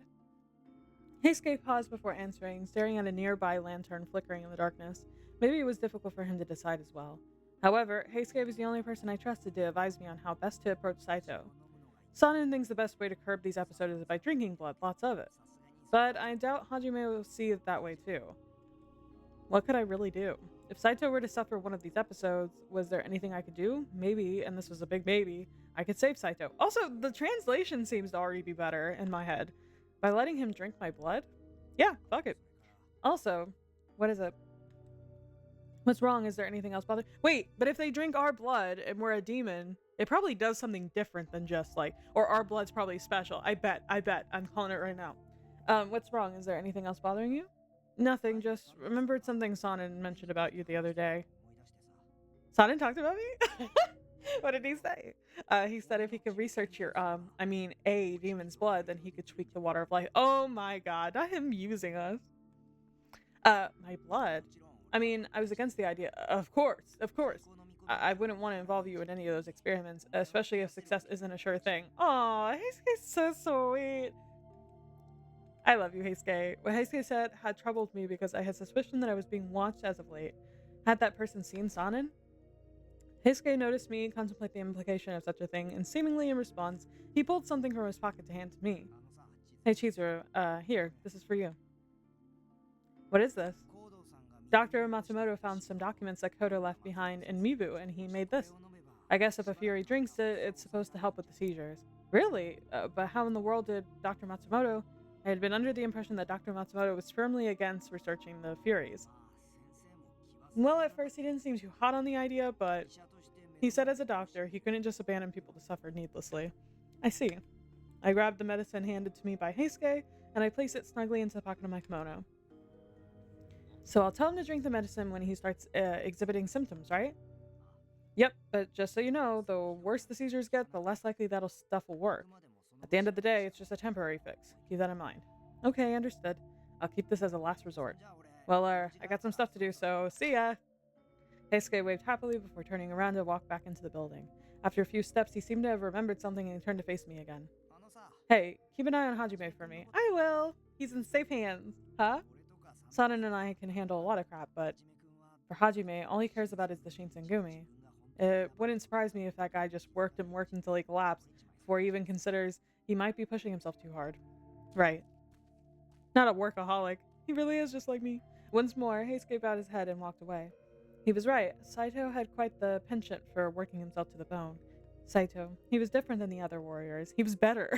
His tendency to prioritize both the Shinsengumi and, by proxy, Hichikatsu's orders was unwavering. Of course, no one considered it to be a fault per se, but it was becoming increasingly difficult to ignore that his dedication was taking a toll on him. Saito sacrificed his humanity for the sole purpose of protecting me, so if there was anything I could do to alleviate his pain, even just a little, I would do it. Heisuke had just mentioned that father left some documents behind in Mibu. Perhaps if I were to visit my childhood home, I could uncover even more information about the Furies. If that settles it, I would visit my home tomorrow. Look at us being active. The very next day, I ventured to the outskirts of Edo in order to locate my old place of residence. I don't know if anybody else has noticed this, but from the otomis that I've played in the past, there seems to be a trend that like the main character, this kind of goes for all visual novels, even BL or like, I'm sure girls love it and stuff too. If it's like a dating sim with multiple love interests, the main character seems like their character almost changes as a direct result of like whoever they romance, which I'm not necessarily like against or anything. It's just a weird thing I have noticed in the past, and I wonder why that is. And maybe it's because like the main character is like just so blank slate. I guess they kind of take on whatever their love interest is basically like. I don't know, just some food for thought. The very next day, I ventured to the outskirts of Edo in order to locate my old place of residence. A bed of overgrown weeds covered my yard, giving me the impression that it was left undisturbed for some time. If I had to hazard a guess, Father's study would be the best place to look for clues about the water of life. Ah? As I crept inside the musty room, I saw that. Hi, Gray, how are you? We had kind of an eventful thing. So we played the last chapter of Kyoto Winds. We are no longer on Kyoto Winds. We immediately went to Edo Blossoms because it only took us like not even 30 minutes to play the rest of Kyoto Winds. And then we played a DLC. Okay, so I have like the deluxe edition of Hakuoki, and it gives you like these side stories for each guy, right? And it's like $3 USD to get, which is like, okay. So I played the DLC. That bitch, no lie, was about the same size as an O2A2 game. Like just it was nothing. It was so short. Is there kissing in Edo Blossoms? There is, because we watched the opening movie and it kind of spoiled a couple kisses, which I found kind of funny. Um so I'm on Saito's. Yeah. Okay. So when Edo Blossom starts, you just pick whose route you're going to go on, like, immediately. The only thing you need to know is that Saito, like, took the water of life because you were in danger. I didn't get that because I got, like, a weird. I don't. I didn't use a walkthrough, so they kind of just put me on like the normal ending, which like didn't put me on anybody's route or whatever at the end. But anyway, like it's what's supposed to happen is that Saito is protecting you from being like kidnapped or whatever, and then he takes the water of life as a last result, so he became a vampire. And I assume like every fucking a fury, whatever. I assume every love interest that happens too. So we are on Saito's confirmed on his route, and the only thing that's happened so far is that like he we cut ourselves and he kind of freaked out and he looked at our hand, but he like he kind of snapped out of it, and So the main character is really worried about him drinking blood or not drinking blood. And apparently, if they don't drink blood and they keep themselves up during the day, they can have seizures or something. So we're trying to figure out something to help him. He wants to drink us, yes, and I would let him. But so far, so good. I actually think we've had way more moments with just our one-on-one guy because I guess maybe that's what it was set up for. Was like the entire first game is just the common route with like maybe some slight variance on like which guy that you pick, but then that's like it. And then this is the actual like game, if that makes sense. These are the actual routes. I can be his sippy cup. That's where I'm trying to be. So right now we're in our childhood home trying to figure out some more secrets about what our dad was doing. Nothing. We've just gotten to Edo Blossoms like maybe 15 minutes ago, so nothing has really happened. This is very confusing. It's okay. It'll all make sense. Oh no, did I just stumble upon a robbery? I nervously held my breath with my back against the wall, peeking slightly around the corner to see. Is this our dad? Who's there? A familiar voice called out from the room. Oh wait, or is it Matsumoto? Could it be? No, there was no way I could possibly mistake that voice. It was. Father, is that you? Are you joking me? This is already making the first game seem like such a joke. My heart suddenly sank in my chest as I called to whom I assumed to be my father. The floor creaked ominously as the shadow approached me with slow, measured footsteps. We found him after all this time in the first minute of Saito's route. After he stepped into the light, I saw him myself. It was Chizuru. What a long time it has been, my child. My, and how beautifully you have grown. Yeah, after 4 fucking years, Dad. Where the hell have you been? There stood my own flesh and blood. A wave of nostalgia crashed over me. Father. Wow. Oh, the zoom. I ran up to him instinctively, hugging his body tight for the first time in years. Bald! My eyes! The faint smell of chemicals wafted from his clothes, a scent with which I was intimately familiar. Let me see your face. It seems like ages since last we met, and what a gorgeous young woman you have become. Yes, yes! I was so overcome with feelings that tears began to form uncontrollably in my eyes. His warm, wrinkly hands reached to pat my head tenderly. Such a kind, familiar sensation. Suddenly, I was thrust back to my childhood, lost in the illusion that the years since I'd seen my father were all dreamt, while I slept cozily in my futon. Father, where have you been this whole time? His hands stopped their gentle patting. His smile, however, was as bright as ever. It was a smile I knew well. What is the point of Kyoto Wins? Just to set up the vampire shit, I guess, and the fact that we're a demon and that's it. And then immediately they like solve all that shit. You might as well just go to Edo Blossoms because they give you like a prologue when you start each route anyway that explains what happened in the game. So I don't know. Anyway, also a thing that I noticed is like, okay, yeah, so they're vampires, furies, whatever. And if they drink our blood, because we're a demon, it might like be special blood, I guess. I don't know. I think there's gonna be, or our blood is gonna taste better or something. I think.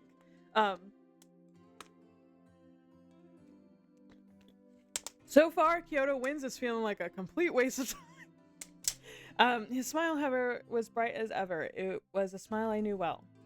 His lips moved with purpose as he spoke. I was under the protection of a certain domain. Enough about me, though. Tell me all about your life. What has kept you busy? Men, and lots of them. As he desired, I told father everything about my travels to Kyoto, up until the current moment. How I was under the watchful eye of the Shinsengumi, and all about what I had seen in their company, and how they almost killed me multiple times, and how there's all this crazy shit. I witnessed the crushing defeat of the Battle of Toba Fushimi and our subsequent retreat to Edo. I see, my child, you have been through quite the series of ordeals, haven't you? A series of unfortunate events, if you will. No, not at all. But I cut myself off before I could continue, because as I was recounting my stories of Kyoto to him, I suddenly remembered all that Sen and Kazuma had told me. If I were to ask father about those things, then I was afraid of hearing such rumors to be true. In all honesty, I was deathly afraid. The silence was deafening after I stopped speaking. It was father who broke the silence. Chizuru, while you were in Kyoto, did you happen to meet anyone who believed themselves to be demons? Yeah, maybe. His question cut directly to the point I had hoped so desperately to avoid. I stared back at him intently. After a pause, I nodded, despite my reservations. Yes, I did. In my travels, I encountered 3 men who claimed to be demons, Kazuma, Amagiri, and Shiranui. Oh, and there was a princess as well, Sen. I see, so it is likely, then, that you have already been informed by them. You see, I am not your real father. Damn! What a bomb. His sudden compassion rendered me speechless. This man wasn't my real father, but for what it is worth, I have always looked at you as if you were my real daughter. I mean, that's fair. I mean, you raised her, so that raising a daughter makes you a father. That's usually how that works. Rather, I raised you more preciously than I ever could a true daughter. The reason being, you were my greatest experiment. His tone suddenly dropped, losing all pretense, and I sensed a darkness within him. Oh no! Yeah, if you raise her, that's his daughter. Feeling something to be off, I looked at him quietly. What I saw was his usual stern expression, but it was colored a tad differently than I was used to. Reason being, you are. Okay, what the oh my god! Okay, Eno Blossoms is already eating. This is crazy. Reason being, you are to become Lord Cosmo's wife. You are precious because together we will restore our clan to glory, a legacy to be shared with your children. What is that expression? Yeah, it's very unsettling. Father? Or not dad. Lord Cosmo's wife? Did my ears deceive me? Did father just refer to me as Lord Cosmo's wife? At first, I believed myself to be speaking to my father, but now, this person to whom I was speaking seemed to be someone else entirely. Had father always smirked so creepily? What the hell? Soon, war will consume this country. The Tokugawa shogunate will disintegrate to dust, and Japan will be engulfed in discord and fire. Not discord, anything but that. As the human race tears itself apart, the demons shall rise once more to reclaim the country. It is for this purpose that you were born. Madness burned in father's eyes. It's almost like he made a horrible thing, and we should have already known that he was going to become evil, because I already guessed that before, but... madness burned in father's eyes as he made his grand proclamation. In this moment, I was reminded of something. There was a question I had asked him at the beginning of our unanticipated reunion. Father, where have you been all this time? Silence, a silence so thick I could hear my heartbeat. Father's lips curled into a malicious grin before he muttered under his breath. As I told you, I have been under the protection of a certain domain, the Choshu, a domain that is certain to rule this country once the Tokugawa shogunate crumbles at last. The Satsuma domain! Okay, it was one of the two. Gasp! Oh my god. Oh my god, okay. A haunting chill shot down the length of my spine, and I backed away steadily from father, quote unquote. This man was not my father. He may look just like him. I was unsure of what had happened to him since, but I knew this much. He was a changed man. Now come, child, you will serve as Lord Kazuma's bride, who is designed to rule this new kingdom, demon kingdom. No! This is giving Wattpad. Like, actually, like, not a joke. I hastily pushed father aside and I sprinted over the exit out of the house. I have to escape by any means necessary. Whatever happened to change my father was still unknown to me. At the moment, I had no inclination to believe that he could possibly entertain a rational conversation. Until then, I'll have to return to headquarters. Just then... There you are, Chizuru. Tis tis. There is no need to behave so petulantly. Gah! How? From what I remember, he was far behind me, inside of the house. How in the world could he have just appeared? Petulant children deserve their punishment. Yeah, this is very unsettling. They're doing a good job of making me feel unsettled. Father's eyes flashed a brilliant shade of gold. The fuck? What was going on? No, fucking right, dude.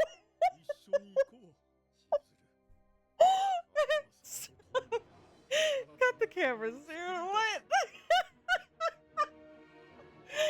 No, you are going to come with me, Chizuru. Together we will forge a new world with Lord Kazuma.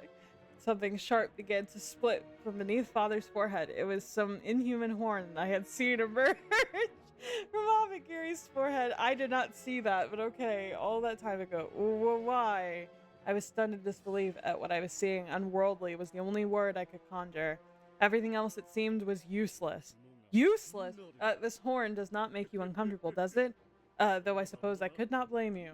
It is a pity that, although demon blood courses through my veins, my strength pales in comparison to Lord Kazuma's. I have become so tainted by the human world that my body has regressed from its true potential. However, thanks to the water of life, my body has successfully reinvigorated its demonic power. What say you? Quite the dashing look, I would say. I've seen better. Water of life, don't tell me you. If my ears weren't playing tricks on me, then father... truly drank the water of life of his own accord. Enough! Join me, Chizuru! And with you beside me, we shall forge a new paradise, befitting all demons with Lord Kazuma. Father, who by this point barely resembled himself, let alone a human, snatched at my wrist. No! I made a feeble attempt to swat his hand away, but he was much too strong for me to reject. Somebody, please, anybody, help! Maybe the one person I chose for my route, please help me! I'm telling you, this story's so stupid, but then I see this man and I'm like, wait, what's happening? What's going on?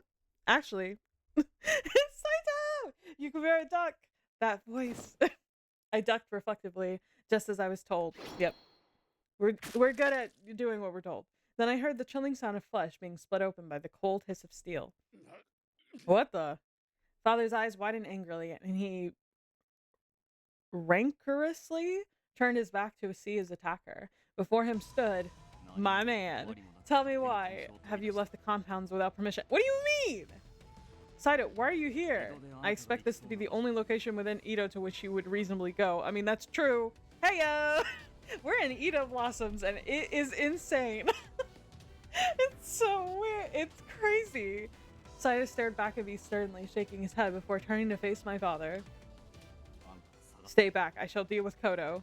But I will not repeat myself. Okay, fair enough. His tone stung harshly, and without question, I stepped back as he suggested. All I could ask was, would he be alright? I'm sure he'll be fine. Saito possessed the strength and ability of a fury. He grew horns out of his forehead. His bald-ass head. But this battle would take place in sunlight. How boorish of you to interrupt the reunion of a father with his daughter. Yeah. What? We really are Wolverine. I always knew it. Father let out a languid sigh before clutching what sounded like metal within his pocket. Then a silver twinkle glimmered in his hand. It was a handful of scalpels. This is so dumb. Father put them between each of his knuckles. Then he began to shout maniacally. As you wish, a perfect opportunity for you to marvel, Wolverine, at my wondrous abilities obtained via the water of life. As his voice bellowed loudly, Father shifted his feet into a fighting stance before whipping 8 scalpels towards Saito. Scalpels? Those are medical instruments, not weapons. Grunt. Each scalpel was easily deflected by Saito with a swift flick of his katana. Then, Saito darted closely around my father to slash at his exposed shoulders. Oh!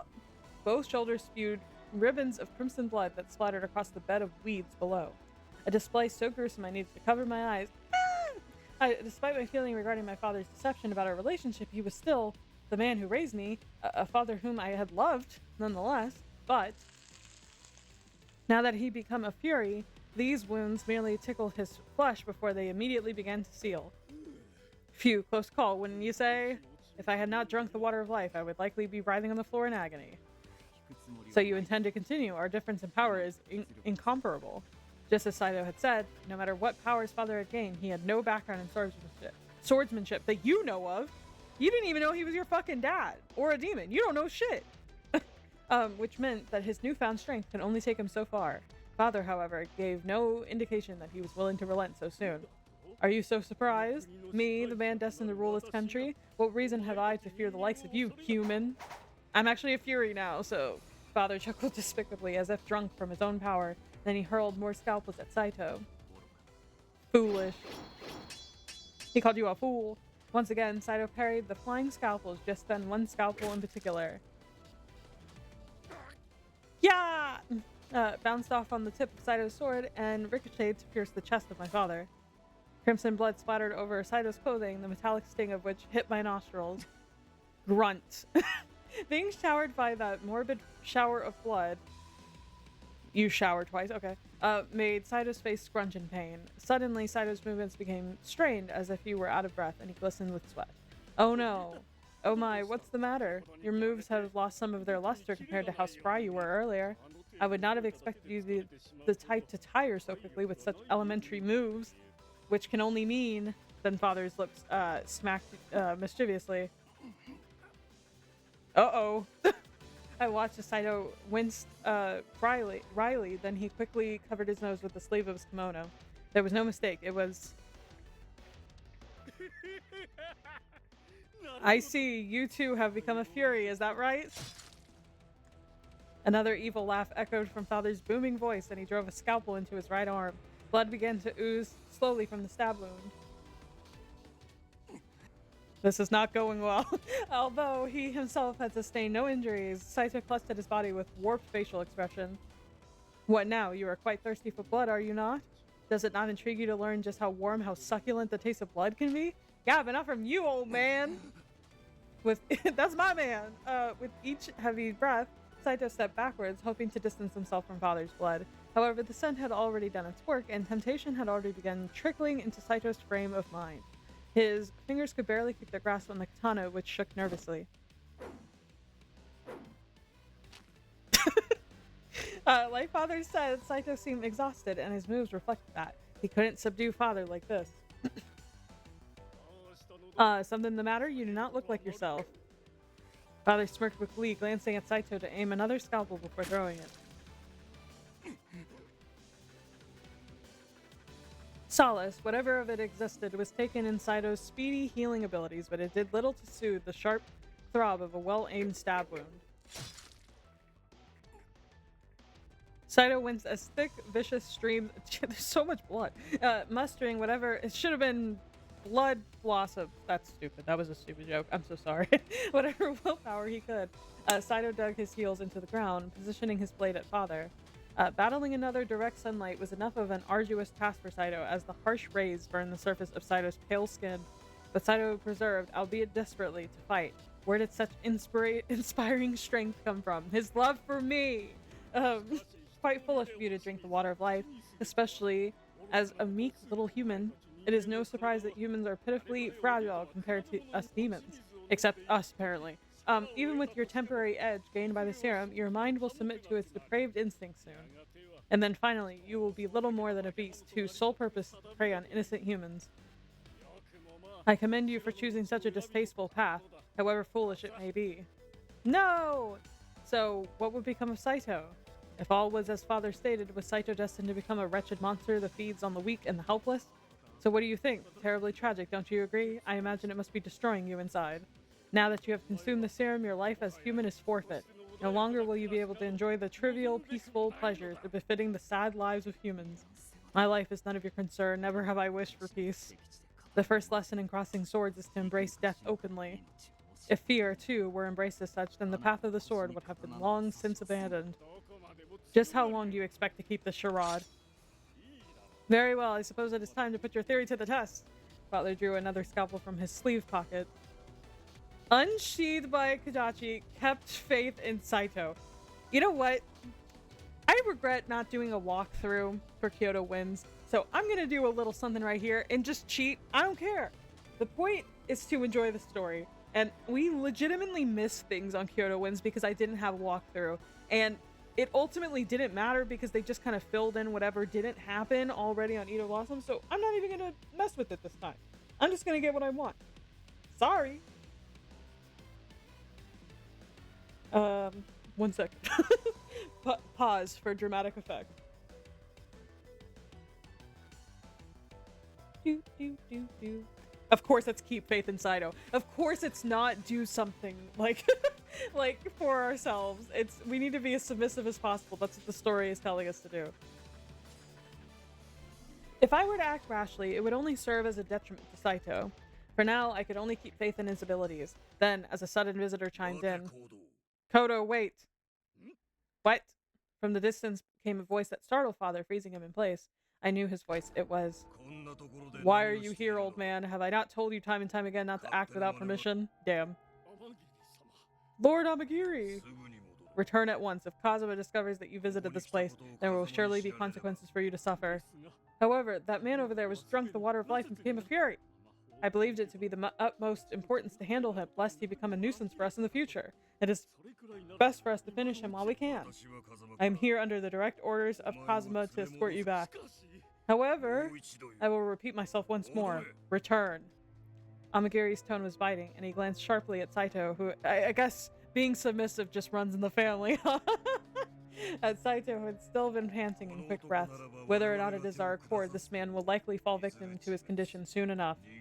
Because he is human, because he is a fury. And besides, Kodo, if it becomes to Kazuma's attention that you have needlessly provoked your daughter, I doubt he will show you any mercy, even if you raised her. Damn. Rather contemptuously, Father gazed at Amigiri as if on the cusp of a sharp retort, but he said nothing. Eventually, Amigiri nodded, and the two of them vanished like thin smoke into the mist. Saito let out a heavy sigh, showing relief as he sheathed his sword back into its scabbard. Saito, are you alright? Worry not. Explain your reasons for leaving the compound. I wanted to help you. If it were not me who had come here, but rather Kazuma, there's no doubt that you would have been taken. I mean, it's true. For what reason do you believe I maintain my vigilance, even during daylight hours? Saito's tone was cold, and I felt myself cower nervously from his implicit questioning. I apologize for causing you trouble. Unnecessary. Instead of apologizing, explain to me your reasoning. Well, at first I contemplated how best to tell Saito, but I came here searching for clues on how to suppress the side effects that come with the Fury transformation. Why? Had Sanin directed an order for his research? We should have just thrown him under the bus. No. It's just you look like you've been suffering in so much pain, Saito, and I wanted to help. Did I? This response came unexpectedly to Saito. Aw. Fret no longer. I feel no pain. But just now, you look like you were in pain when Father's blood splayed on you earlier. He's just gonna gaslight us. He's like, I'm not in pain. I'm dying, but I'm not in pain. Don't worry. If what you suggest were true, to what end is it any of your business? It has everything to do with me. I mean, the reason you even had to suffer the consequences of becoming a Fury is because of me. I unconsciously tapped my Kodachi tied to my hip. If I recalled correctly, as we were leaving Osaka, Saito purposely handed my Kodachi back to me. That didn't happen on mine. See, that's what I'm saying. I should have just used a walkthrough from Jump, and I missed so many things. He indicated that if I were to use the sword with intent that I would have his respect. But now, all Saito could bear to be around me was avoid my line of sight. The compounds are currently unattended. Your business here is finished, I presume. Let us return. Oh. I turned to get one last look at my childhood home, but afraid to cause even more trouble, I rushed to follow behind Saito, who'd already begun to saunter away. Just then, Saito! Oh no! He's like, I'm actually gonna pass out now. Saito collapsed to his knees, and I sprinted up to him worriedly. The sound effect with it, too, is so funny. I mean, he actually kind of looks good with the transformation. Sonnen looked a little silly with it. Enough. If I remain still, this will pass soon. No! All of the color inside his face began to drain, and his hair. In fact, he looked the furthest thing from fine. He still looks fine. Let's not get carried away. Sweat dripped from what seemed like every pore in his body, and his pupils dilated twice their size. He must need... You need blood, don't you? Are you having an episode right now? Are you having an episode right now? Are you having a meltdown? Saito spit out a wad of saliva. Ew. Okay, refusing at first to confirm what I suspected. With strained movement, he began to clutch his breast tightly. Okay. As dealing with the pain, I had never seen Saito in a condition such as this. If we remained out in the open, there was no telling who may stumble upon the two of us. Hurriedly, I grabbed Saito's arm and led him into the refuge of the house. What should I do? Oh god. I think it's give him blood. I'm just gonna guess and see if I'm right. Yeah, I was right, baby. Give him blood. Make him endure it is so funny. Just make him suffer, baby. Heisuke suggested the best way to cope with the symptoms was by drinking human blood. There was no time to dwell. Did we just slice her fucking finger? Okay. Yeah, we did. That's crazy. How quickly. I unsheathed my Kodachi, sliding the cold edge of the metal across the tip of my finger. Slowly, thick crimson droplets began to slide from the length of my finger before landing onto the wooden floor. I timidly offered my bloody finger to Saito. Here, eat it. And watched me sheepishly cut my own self. Saito, please drink my blood. Otherwise, this was literally pointless. I'm bleeding out, actually. I'm gonna need medical attention after this. Saito gave no reaction at first, his brow furrowed as if he were wrestling in a silent deliberation. Don't worry about this cut. I'm a demon. The flesh will seal itself in no time. Oh, okay, that's true. That's true. But if you don't drink my blood, then you're only gonna feel worse. Please don't think of me. Please. Just think of yourself. I watched Saito's mind work as I urged him to drink, and finally, he eagerly grabbed a hold of my hand. He hesitantly put his soft lips... Oh!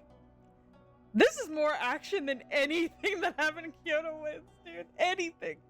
Put his soft lips against the open cut sipping slowly at first before sips turned to deep gulps. Okay! We're his straw, dude. His Adam's apple. This is so sexual. What the hell? I mean, that's kind of the point of vampires. I get it. Like, but it's so funny too that Hakuoki like hides this away. I didn't know this was about vampires at all. If they had said that, I would have been even more excited. I love vampires. Apple bounced rhythmically as he sucked within more force, and then his breathing calmed. Eventually, without a sound, he pulled his wet mouth from my wrinkly fingertip. Okay, that's gross. See, you look far better. I'm happy that you took the chance. Saito's cheeks blushed, and he scurried off to side to avoid making eye contact. Okay, relax. Your finger, does it hurt? Nah, I'm good. Nope, it's already sealed back up. I suppose having my powers come in handy from time to time. There was a pause, and Saito scratched his head tepidly, thinking of ways to respond. Time to take our leave. He's like, I'm embarrassed. I don't know what to do with this. He delivered his suggestion curtly before stepping out. He's like, I gotta go. I got a boner, sorry. I knew that he just couldn't help himself, but it was understandable to think that drinking another person's blood was something to which he still required some adjustment. Of course, there was no better way to treat those awful symptoms, so I couldn't blame him at all. Yo, I know Sonen's like punching a wall somewhere. He's like, that could have been us. Saito and I had safely returned back to our base. Oh, there you are, Saito. And Yukimura is with you as well. Were you out for long? Oh, Shimada welcomed us back warmly, but I wasn't sure how to answer his question discreetly. There was business Yukimura saw fit to attend, and I acted as her escort. I hear commotion. Has something occurred? Oh, Chief Kondo had returned. Hey! Kondo, really? Indeed, it seems like the assembly is going to be gathered very soon, so keep sharp. Very well, understood. Hurry, Yukimura. Neither the chief nor the commander need to wait on our behalf. You know what? That scene with the father was very silly, but it was very fun. And you know, I've always said it, the worst thing a story can be is boring. So like, even if it's absurd, and even if things are just fucking wackadoodle dandy weird, I'm in it. I'm in it to win it. In the meeting room... I didn't read that. Sorry. In the meeting room... Alright, this is everyone. Let us begin this meeting. Now, I am sure many of you are wondering, we are set to mobilize against the Imperial Army. Our next orders are taking us to Kofu. We are going to storm Kofu Castle. Toshi explained it to them. Take it away. Our reason for heading to Kofu is telling those Imperial Army bastards where Lord Yoshinobu's allegiance is. And we're gonna take back Kofu and hold it from anyone stupid enough to get in our way, from the front at least. But first and foremost, we are going to reclaim Kofu Castle by flushing out all those Imperial forces. To make the stakes higher, if we're successful, then we can keep Kofu Castle for ourselves. We have no choice but to give it our all. Oh, and there is something else I must bring to your attention as well. Kondo crossed his arms, gazing around the room in proud awe at each of his men. It was clear that he was building anticipation, ever the master showman. I cherished the times when Kondo would show his more youthful, excitable side. Come on, what is it? Don't leave us hanging. Will you come out with already? Shut up! He's going! Relax! Always so impatient, Agakura. With that attitude, I do not know how you'll make it working in the castle, damn. Just throw him out, kick him out. Kondo chuckled at his own remark before clearing his throat to resume his more official tone. I am proud to say that, with this mission, I have been promoted to the title of Executive Lieutenant Minister, which means I am now a daimyo. On top of that, I have been given a new name, Tsuyoshi Okubo. Sorry. What do you think? Rather befitting for a warrior, wouldn't you say? I didn't know they just changed names like that willy-nilly. Kondo blushed bright red with glee, but I had never seen him so enthusiastic before, but none of the other captains, Nagakura especially, seemed to share his enthusiasm. Surprisingly, all of them looked dejected, as if they were given something bitter to eat. So, fellas, all of you start preparing to leave for Kofu as soon as possible. How well do we do out there will reflect my evaluation with the shogunate. I have nothing but high hopes for each and every one of you. Okay, he is acting weird, though. Alright, you are dismissed. As soon as the assembly finished, Kondo walked with a spring in his step, whistling as he exited the room. Wow, Kondo sure is elated to have given such an honorable promotion. In fact, I don't think I've ever seen Kondo that happy before. Kondo began in a small dojo, so it is only natural to express elation when your efforts are recognized and are promoted thusly. So if we win this battle, Kondo mentioned that we could keep Kofu Castle, so if that were to happen, then it would mean you and the other captains would start working within the castle, right? It was hard to imagine for a person like me, who had been born into civilian life, but For a reason I couldn't place, Saito felt less than thrilled about this prospect, and I felt bad. His castle seems rather ambitious for me. My skill is in the gift of taking life. After saying that, Saito's eyes thinned, and he gazed towards the sky, which was empty of stars. Thinking about it then, I wondered how Saito himself came to join the Shinsengumi. I had been working with him for so long, and I realized I barely knew who he was. We spent literally an entire game, and we know nothing about him until this one. But if I were to make the effort in asking him, then I'm sure he wouldn't have given a straight answer. Man, what the hell is Kondo thinking?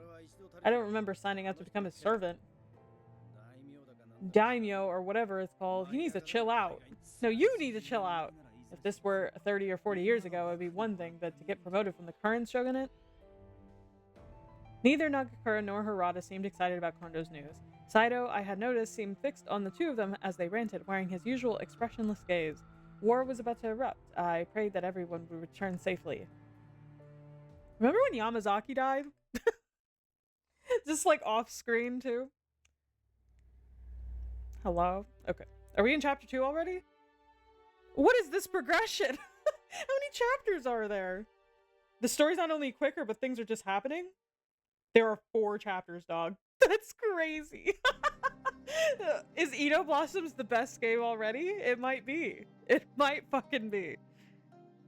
Okay. Springtime brought with it the bloom of new life. The Shinsengumi had renamed themselves as the Kyoyu Regulatory Company and departed from Edo. Sanin and Heisuke decided to stay behind in Edo along with what remained of the Fury Corps. My first assumption was that I would remain behind with them, but for some reason Hijikata saw fit to command me to march beside the Kyoyo Regulatory Company. Saito was assigned to watch over me, making this experience altogether not much different than how things had been while we were in Edo. There was one rather large change, however, which was... Ooh, outdoors! And they're all wearing new outfits. Man, who would have thought there'd ever be a day where I had to dress in Western clothes? Hijikata does have an eye for flair. I suppose it's easier to get around in this getup when there are bullets flying at you. Oh my gosh, Hijikata being the fashionista in secret? Okay. Jeez, these are a pain in the ass to put on. Okay, shut up, dude. Just wear the pants. Especially this thing right here. What is it called? It's called a button? Had no idea how the hell to use this at first. After embarking from Edo, many of the men were given a new Western-style uniform to wear. I found them rather dashing, despite how form-fitting all the accessories and garments were compared to Japanese clothing, but everyone had their doubts. Hey, Saito, how do those tight sleeves fit on you? Are they hard to move in? Oh? Not particularly. Oh my gosh, he looks so good. He's so cute. I'm gonna put him in my pocket. I think these clothes have buttons instead of sashes to fasten things together. It appears so. This had been my first opportunity to see Saito adorn his Western uniform, but I had to say he looked quite handsome. Aww. Of course, I was a little taken aback to see that he had cut inches off of his hair, but Saito rather unsurprisingly was difficult to read, and I wasn't sure if he was upset by it or not. Huh? Saito, I think you forgot to button those last 2 right there. That is by design. He said, I have chosen to do this. He's so cute. Look at him. I love him. Maybe, but I think those 2 holes are there so that you can slip those last 2 buttons in. I think that you've missed a couple. Hearing this, Saito quietly dropped his eyes to peek at the aforementioned buttons on his new coat. His cheeks flushed with color as he bit his lip. I will tend to it later. Why is he so silly? Oh my gosh. I'm so sorry. If it doesn't bother you, then don't worry about it. It's fine either way. Judging by his reaction, it seemed getting Saito to feel comfortable would be like pulling teeth. Now that I think about it, I haven't seen Kondo around recently. Did he not join our envoy?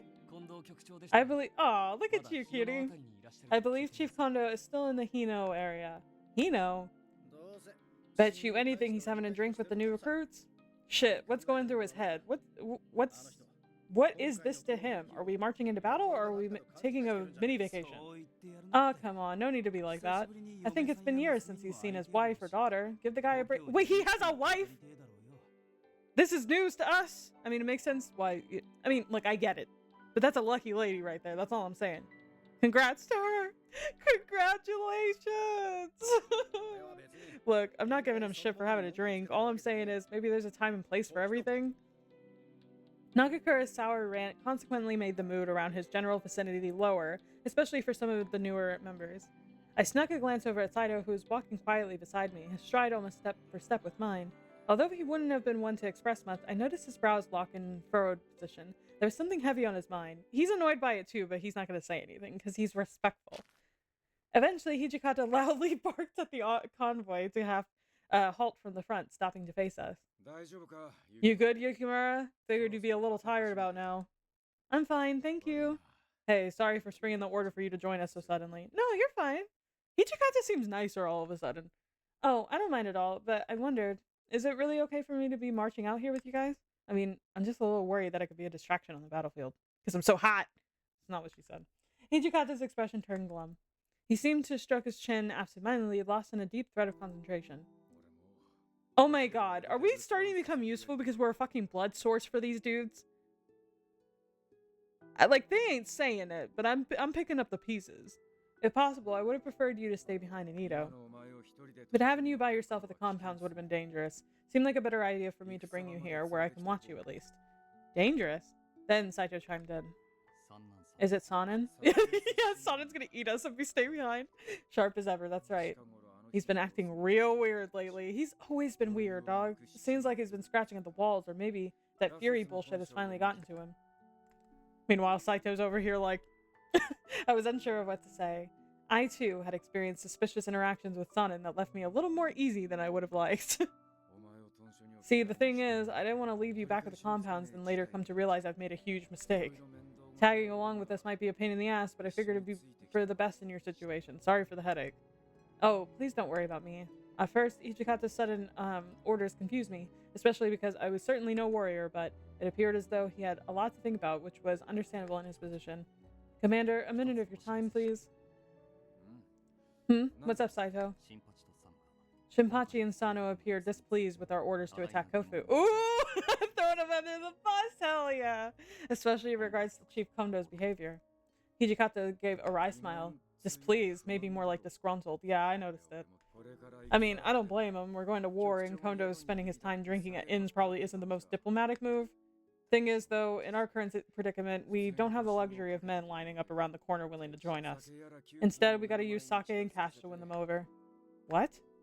In the past, I was somewhat ignorant of their recruiting methods, but are men who are more easily swayed by the promise of alcohol and money the kinds of men our leaders accept to fight tooth and nail for the Shinsengumi? Please be honest, do you believe we will be victorious, Commander? Well, if we can get inside the castle and fortify it, we'll be set. The castle? So if we're unable to penetrate it, then... You know, I seriously wish you could be something to smile about once in a while. Ichikata's like, I'm fucking tired, man. To answer your question, if we can't get inside, then it doesn't look too good. Although the shogunate leaders armed us with some guns and cannons this time around, they're nothing compared to the type of weapons that Sasama and Choshu got. Do you anticipate our defeat then? This is going to be played pretty close to the chest for me, and I'll work my ass off. I don't want to put Kondo through the same thing as last time. Sad thing is, though, war gives every idiot with a weapon an opportunity to use it. Hijikata turned his somber eyes to face the cumulus clouds bunching into clusters overhead. Then, after a deep sigh, he faced Saito and me. There's no way I could let either Shinpachi or Harada hear this, but even I can't bring myself to tell anyone. A, there's no guarantee we'll win, but go ahead and risk your life for us. This was the first time I'd ever seen Hijikata express a moment of vulnerability. It was so unlike him to admit that the odds were stacked against them. On top of this, how often had he found himself unable to show honesty to any of the captains, men that he had spent many, many years fighting alongside? Saito was stoic, and he gazed back at Hijikata with the face of a docile servant. Acknowledged. As usual, your skill in feigning the devil's advocate goes noticed. Yep, it's all in the duty. I like Hijikata. I don't care. Like, he's an asshole sometimes. Sometimes I just want to punch him in the throat, but I like him. He has a good demeanor. Later, I thought I heard, like, a flute. Later, we were in camp just off the trail, and within the tent, I laid awake restlessly. Hijikata's rather hopeless confession wouldn't stop stirring repeatedly in my head. Oh, there is like a whoop in the... You can hear it. From the corner of my eye, I saw Saito's sudden movement as he quietly exited the encampment. I wonder what's wrong. Did he have business to attend to? Although it would have been better for me to leave him be. I was concerned that it had something to do with his health or condition, so I went to follow him. Hey, what's up? 木村先輩 Miss Yukimura, どうし something たの wrong? I'm worried about Saito. I'm gonna make sure he's okay. そっとしておいた方 Perhaps が it'd be いいん better じゃ if you ない let him be? No! もしかしたら Maybe he's just going off to 必要 speak with と the なるか commander or も something. If that were the case, then I'd come right back. Do either of you mind keeping watch for me? With that, I ran after Saito. I really said, who gives a fuck? I gotta go see what he's doing. Hey, I like us on this route so far. Where did he go? Ah, there he is. Saito stood alone in the middle of an open patch in the forest, silently staring towards the clear sky. The stars glowed intensely, as if they were all on course to rain down upon him, and he stood mesmerized. He was as expressionless as ever, but his shoulders slumped below the twinkle of his melancholic eyes, a lonely display, I thought to myself. Just then, ooh, I accidentally brushed a branch, rustling the leaves behind which I was hiding. そこにいるのは誰だ Who is there? Don't mind me, it's just me. Sato's sharp voice cracked 10 silence. 数える間に You have until I count to 10 or else I will slit your throat. Alright. He must have thought I was an enemy soldier spying on him. His tone was biting and I could hear his hand wrapped around his katana hilt. Wait, it's me! At once I left from behind the shrub. When Saito had realized it was me, his expression became sullen. 何故一人 Why have you left the camp? Have you forgotten what happened last time? Yeah, but I don't listen. I'm sorry. It's just that I had a lot on my mind and I couldn't fall asleep. And then I saw you leaving the camp, so Saito hadn't reacted one bit whatsoever, keeping his stoic eyes locked on me as I explained myself. Eventually, he just turned to look at the moon, gazing quietly at the soft, tender light. Why did you come here? Did you just need some fresh air? Saito didn't respond. Instead, he continued to stare into the sky and his eyes thinned as if the stars were shining too brightly. Surely, Saito was consumed with thoughts that tightly coiled within his heart. I felt a little guilty for interrupting this moment of solace, but... so what do you think, Saito, about what Hijikata said earlier, I mean? どうと In what manner? Well, if things go the way Hijikata predicted them to, then we might end up losing this time around, right? Indeed, I assume. 我々の持つ As you mentioned, the art of the sword is an archaic one. Our weapons are mere toys compared to those which are possessed by the Satsuma and Choshu. 今 To 回 further our embarrassment, the new recruits are quicker to the bottle どれも than 銃など to ともに扱え than to the rifle. There you go. Then why don't they find ない swordsmen? 人を殺めたことが Is your naivety so strong that you believe those who have killed before we can walk freely in the streets, able to join our cause without retribution? 同情剣術が Prowess in a dojo matters not. It is no simulation for a true battle. 戦いにおいて The only thing that matters is if you can kill when called upon. Saito was right, and I smacked my microphone, sorry. It didn't matter how many men were recruited. Without actual experience on the battlefield, we may as well have been sending men to their graves. Having both Hijikata and Saito describe in great detail just how dire a situation was awoke within me a potent, depressive hopelessness. Aren't you scared, Saito? Entering the battlefield, knowing that defeat could be likely? You might die.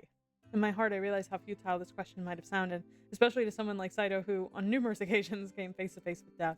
He was a man who, without a shred of doubt, accepted death as his companion a long time ago. It was a bravery I could not fathom. 死ぬこと自 I do not fear death. His answer, perhaps unsurprisingly, was delivered indifferently, but he added something I was not expecting. What does bring me fear is losing sight of that in which I believe. What you believe in? His words were so obscure that it was difficult for me to extract any kind of meaning from them. After a calm pause, Saito looked me in the eye, taking a deep breath before asking me a question. 武士の Do you know the warrior's other name? 知っている Other name? You mean like samurai? Saito shut his eyes and slowly shook his head. 左差し Left side, because of the location in which warriors keep their swords. 刀を刺し A samurai always walks to the left, no matter how narrow the street. Their katana is their soul, and it must never be touched by another person. But Saito kept the sword on the right side of his hips, and he always unsheathed it with his left. After giving it a second of consideration, I don't think I've seen anyone other than Saito who kept their sword on the right side. I was born left-handed. そのせいでどの道 This quality made it challenging for me to join any dojo, and I received neither license nor kirikami. 市内を握って Any attempt I made to hold the boken was met immediately with an order to correct my hand. Time and time again, I was told to change. だがそんな However, those who dared to make such comments had never once defeated me in combat. 師範だ I learned something. Names mean nothing on the battlefield. Your skill precedes reputation, something neither sensei nor the assistants understood. 本物 So, from whence does true strength come? A question I had pondered for years. Saito muttered to himself nonchalantly. However, learning how much he had overcome told me just how much this question meant to him. For years, so does that mean you found an answer? Saito fell silent. Without another word, he unsheathed his sword, and the cold, glimmering moonlight reflected off the blade. It is simple. With the blades, whoever wins is the strongest. Simple, but to the point. Our era of peace has continued for nearly 260 years, so this petty conflict between samurai is a rare one. Even so, it is within a true warrior's nature to have their sword at the ready. At least I believed it to be so. Saito's eyes glowed from the shine of the lit blade, but they still carried a thick darkness behind them. A tingling chill ran down the length of his spine. However, it appears as though the belief is mine to hold alone. Long before the Shinsengumi had been formed, a certain Hatamoto's discipline saw fit to challenge me to a duel, and his life was put to an end. What? A Hatamoto was one of the elites in our society. To kill one of them in duel, I imagine, would have been a serious offense. They offered the challenge, and I saw to it that their challenge was met. Despite my victory, however, I was charged with murder, and my samurai registry was revoked. Ironic, eh? Our purpose is to murder, and when such a purpose is put to the test, they brand us as criminals. That's too real. Have you ever heard of such a contradiction? For many years, this was my burden to bear. The weight that Saito put behind each utterance of warrior was so heavy, as though his life was formed and guided by those standards alone. I doubt, sadly, that I would be able to find many who would find themselves in agreement with him. Despite having an unparalleled talent, he had no one to validate said talent, a frustrating fact indeed. His tragic lack of support instigated him to rely on his own measures for both strength and honor for validation, which were tricky to navigate. For once I caught a glimpse of the bitter loneliness that had been nursing for most of his life. The Shinsengumi men, however, victory meant slaying their opponents before they had an opportunity to strike. Quite similar to the kind of warrior I had idealized. Upon meeting that in Shiei Hall, it was the first instance in which I had felt as though there were people who understood me. Hearing Saito's story made me finally realize all that gave him strength and brought him strife. The Shinsengumi was the shelter and system of the support that he had needed. Amongst the Shinsengumi, either Soji or myself holds the distinction of having killed the most men. However, this distinction brings with it no respect, only contempt or disgust. How is one to garner any recognition of your skill that goes undervalued? All my life I had spent time sharpening my claws, only to find they were useless all along. I know this to be true better than anyone. Saito rotated the blade to make his reflection visible, and he gazed longingly at himself. Okay. Taking a closer look at his sword, I realized that it was quite thinner than some of what the other men had had. I suppose he sharpened his blade religiously, wearing it out in combat until it was of no use at all. If what he said about his amount of kills were true, then this must have happened dozens of times. However, this claw in particular is a testament to my perseverance. I am undefeated on the battlefield, a distinction that seems to be all I have left. I gasped. When Saito drank the water of life, he said it was in order to protect me, but perhaps more than that, he was afraid of confronting what defeat could mean to himself, which served in the greater interest of preserving his pride. So this is what gave Saito the will to continue. Times have changed, however. A gun is quicker to kill any well-trained swordsman can. What it means to wield this weapon, all that we have sacrificed and trained for, all fall victim at the behest of the new generation of a warrior. Saito bitterly bit into his lips, sheathing his sword back into its scabbard. For him, wielding the sword was the single most important honor any man could have. But the age of the blade was coming to its end. Beyond facing death or accepting the burden of becoming a fury, Saito's very way of life was threatened by the passage of time, an inevitable deluge of change beyond himself. This would make anyone nervous, but to Saito, it meant a total reevaluation of the truth he had held dear for the entirety of his life. What could I possibly say to him? Fuck, I'm glad I don't have to think. I could just pull up my little handy-dandy walkthrough. Maybe you're right. It's not like that. No, maybe you're right. Maybe you're right. Maybe a time will come when warriors are no longer needed in our world. Even Hijikata admitted that the sheer range and power of a rifle puts us at a huge disadvantage against the Satsuma and Choshu. They were too advanced. My response seemed to sting Saito, and he glared angrily towards the empty space beside us. But even if a time comes when samurai and katanas are no longer needed, that doesn't mean that you won't be needed too, Saito. What are you saying? His sour tone made me flinch a little, but I took a deep breath to articulate my position calmly. Like you said, swords are for killing. Blood has been spilled on your hands and certainly on your sword, but I disagree. Your sword also has the power to save lives. I, for one, am one of those who count themselves as lucky enough to have been saved by you. During the Battle of Toba Fushimi and from my father back in Edo, if you hadn't been there, I would have been killed. At the end of the day, my word, came from someone who lived a relatively sheltered life of privilege. I was under constant protection. All the same, I hoped my words would do something to motivate and inspire Saito to retain his pride. Which is why I'm so very thankful for you, Saito. I appreciate you. No matter what happens in the world, even if it decides that it no longer needs a samurai, I will always need you. You saved my life.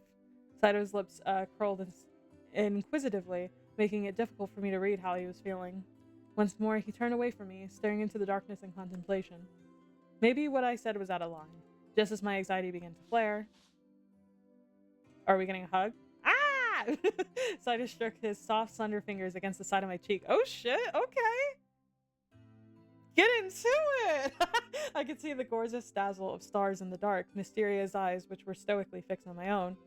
I mean, he looks a little mind-controlled, but I'm still into it. Is something wrong, Saito? The gesture startled me initially, and I nervously asked him why, but he remained silent, offering no answer with his words as much as his body language. His eyes scanned me thoroughly, as if he were searching for something conspicuous, when finally he spoke breathily. Your eyes, they are so sincere. Huh? Within them is no hint of deceit, as if your words are cold from the very essence of your soul. When I first visited Shiei Hall and challenged each of their enrolled students, everyone who observed me and mentioned how strong I was had the same twinkling eyes as you do. I entered a period of reflection. Perhaps by keeping true to myself, I would eventually carve a reason to wield my sword thusly. His voice was as quiet as always. However, I sensed a small sense of relief in him, and he was less tense than when I found him. Seeing him relax made my heart feel warm. So let's keep our faith in the Shinsengumi then. They're the ones who recognize your strength before anyone else did, a strength that even you yourself were unaware of. Even if one day you no longer needed your sword, and I am sure that none of them would even think of abandoning you. Saito's eyes shot wide open in surprise. His mouth timidly formed into a slight curl, and he attempted an awkward but adorable smile. Yeah, so simple, isn't it? What? I wasn't sure what Saito was murmuring. Many thanks, Yukimura. With your assistance, I can see that which had eluded me in the past. It is still unknown, but I see it. Gratitude sounded strange coming from him, but there was no question that it was genuine. His hands lingered on my face a moment longer, and then he slowly drew them back. Few men are willing to put their lives on the line these days, even when their shogun orders them to. It was true. After all, the Supreme Commander himself had abandoned his troops in the first sign of trouble. And moreover, even the Hideyoshi daimyo and the Tokugawa-affiliated daimyo turned their backs on the shogunate. But at Tobafushimi, Shinpachi volunteered to lead the attack, knowing full well it would mean his death. Kondo returned to the front lines the very moment his injured shoulder had healed, and even now Hijikata is preparing to wage war in the name of the shogun in the knowledge of his impending defeat. Neither Kondo nor Hijikata were born with the blood of a samurai, but their souls, that is what makes them samurai. Damn, that's crazy. Perhaps it is the deeds that make a warrior, a way of life, not a position to be worn. His voice was unfettered by the monotone that usually characterized it so often in the past. I couldn't say for sure, but it seemed as though, just as Saito had hoped to convince me of his strength and reliability, he had also hoped to convince himself. For as long as I'd known him, I'd seen Saito as serious and single-minded, the sort of man who was steadfast in his convictions and his self-determined purpose. But now, it seemed, I was beginning to see the side of him that was, for a lack of a better word, human. Dawn approaches. We should return. You're right. The insects chirped and hummed from the trees as we made our way back to camp. We're nearly there when... Oh god. Saito stopped suddenly, his face twisted with pain. Saito, what's wrong? I ran to him as he leaned heavily against a nearby tree, his fingers digging into the bark. His teeth ground aggressively and his breath was strangled. As I watched, he began to sweat. My stomach pitched as I realized what it was. Is it blood? Do you want blood? Give him blood. I think we're just make him endure it again. That's so funny. Give him blood. I don't have to think about anything. It's fine. I mean, Saito, please drink my blood. We're probably gonna need that medicine for like a time in which blood won't work or something. I don't need it. It will pass. I don't need it. I don't need it. However, Saito's face warped in pain, and his forehead was covered in thick beads of sweat. That made it even more clear that he was craving blood. Please, I'll be fine. There was no point in arguing. I unsheathed my sword, and I slid the cold edge against my finger yet again, feeling a burn as the flesh split open. Give that to me. What, the sword? No, if you don't, you'll... I was sure he simply meant to take the sword away from me. I'll cut. Give it to me. That wasn't what I expected to hear. He took hold of my Kodachi and stepped closer. I could hear his breath rattling in his chest. The blade pressed against my ear. He must have wanted to cut it where it could barely be visible. Oh? I felt a spark of pain as it broke the skin, and his face moved so close to mine. I could feel his breath on my ear. Oh shit, 2 CGs in a row? Let's go! This is what walkthroughs are all about. His lips pressed against my skin. I ain't voicing that. I shivered as his breath touched my ears. Saito stopped and pulled away. Does it hurt? His voice was barely above a whisper, but it sounded loud in my ear. I'm fine. It just tickled a little bit. He seemed relieved to hear that, and I felt his tongue touch my ear once again. Oh my god. Oh my god. He was sipping. We're having a good time. Kyoto winds could never. That was drifting away from my ear. As he drank, Saito's breathing eased, and his shaking began to subside. After some time, he slowly stepped back. I apologize. His face was still pale, but at least the color was beginning to return. Don't worry about it. This will heal up in no time. Drinking blood from the person you're supposed to protect. Cart before the horse, eh? He gave a short bark of laughter. No, it's not like that. I mean, if you think about it, it's my fault you became fair in the first place. No, if I had been strong enough to defeat Kazuma, then this never would have happened. He stood there silently for a moment, his back to me. We should go back. The rest of the men will be getting up soon. I nodded back to Saito and we returned to our camp. The next day, our march continued on. Finally, we had arrived in Kofu. However, who would have guessed that Kofu Castle was overrun by those Imperial bastards a while ago? Well, there were probably a ton of ways to haul ass and get here faster than we did. If only someone wasn't taking a sweet-ass time to party it up out there. Stop it, Shinpachi. It's impossible to guess how quickly the enemy would have arrived here. To make things worse, aw, he looks so cute! To make things worse, many of the new recruits caught wind of this and they fled through the night. If my knowledge is correct, then I believe we may have only 100 men left. 100? I thought we had 200 men coming out of Edo. So you're saying more than half of them fled out our campsite? Everyone stood stunned in quiet resignation. As a creeping dread got the better of me, I looked over at Saito to whisper to him. Saito, what does that mean for us? Are we going to plan an attack to take over the castle? Saito's voice barely hovered above a murmur so that the other warriors wouldn't overhear him. I assume it to be unlikely. Attacking a castle of this fortitude would require triple the forces of our opponents. If victory is to be assured, then we would need 10 times as many. And that is assuming both sides are armed equally. Opposing foes, such as the Satsuma and Choshu, means inviting the risk of their advanced weaponry, which in turn we need more men as well. Then, when I turned to look at the men in discussion, each captain had their gaze fixed on Kondo to await his feedback. Kondo, however, uttered a surprising declaration. There will be no retreat. Each of our divisions will be stationed at crucial points and wait on my command. What? We are marching under the funding from the Okami. If we retreat without putting up a fight, how are we to face the Bakushin who placed their trust into us? All of you call yourselves warriors, do you not? This is the perfect opportunity for us to show our loyalty to Lord Yoshinobu. The crowd of freshly recruited soldiers roared in unison as Kondo roused them accordingly. You're amazing, Chief Kondo, so inspiring! Leave it to us, we will do everything we can to serve the shogunate.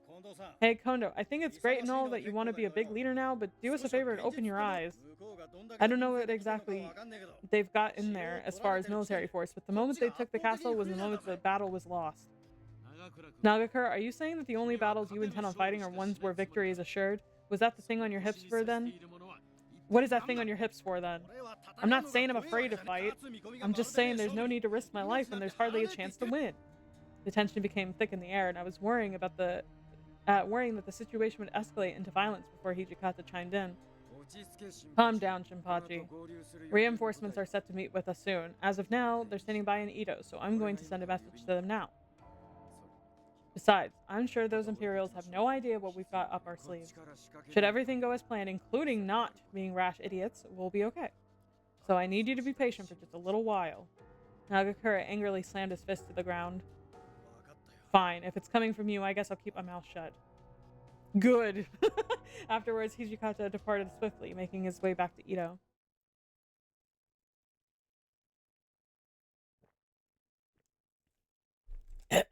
Ow. Sorry, guys.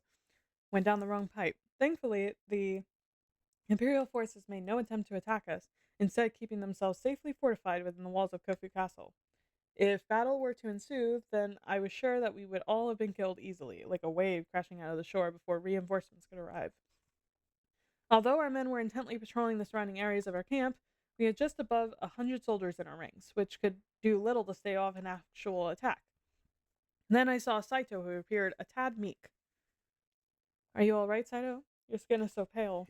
Yes, I am fine. The color had so... Sorry. Oh, there we go. The color had so thoroughly drained from his skin that I was sure he was soon to faint. Well, you don't look fine. Why don't you take a breather? Perhaps if our circumstances were different, how may I rest knowing that our location is soon to become a battlefield? Well, I suppose. I mean, I could just wake you up when battle starts. The afternoon sun was blaring in the sky, radiating so intently my skin felt like it could peel off. Normally, even walking under the sun would have been so overwhelming to Saito. However, if war were to break out, the hairs on my arms stood at the thought just then. Enemy troops are heading this way, sir! Oh no! What the? Someone found us? How many of them do you see? About 10 scouts, if I'm not mistaken, sir. They're coming for us. Luckily, it looks like they don't have any guns. I guess it's time to fight them. Nagakura unsheathed his sword, and Harada fetched a spear, both of them readying themselves into an offensive stance. The Imperial soldiers unsheathed their swords in return, and they sprinted towards us, but... too weak. With one quick movement, Nagakura swung his sword, slicing against the abdomens of the incoming soldiers, spilling pints of thick blood onto the dirt floor. I don't need to hear that. Nagakura aimed the tip of his blade to the sternum of the soldier, driving his sword into him with intense force as the soldier coughed up blood. Without another word, the soldier fell limply to the floor. Alright, that's one. Just as Nagakura barked confidently in laughter, the Imperial soldier who we had presumed to be dead on the floor laughed eerily. Then he leapt up, jumping high above Nagakura's body into the air. The soldier took out his sword and swung down.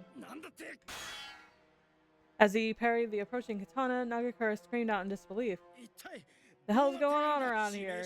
I was sure that he was dead, but now he's alive, which can only mean one thing. Oh no! Just then the eyes of the enemy soldier flashed a bright shade of crimson. Is this a Fury? But how could the Imperial Army have access to the Fury serum? Damn it, just what the hell's going on? I thought Furies can only battle at night. The technology has advanced. One after the other, each of the Scout's troops had their eyes and hair turn red and white, respectively. Damn you monsters, stay back! Despite their best efforts, our new warriors were all powerless against the Furies, lacking the know-how and skill set necessary to tackle these beasts. Yo, R.I.P. This is not looking good.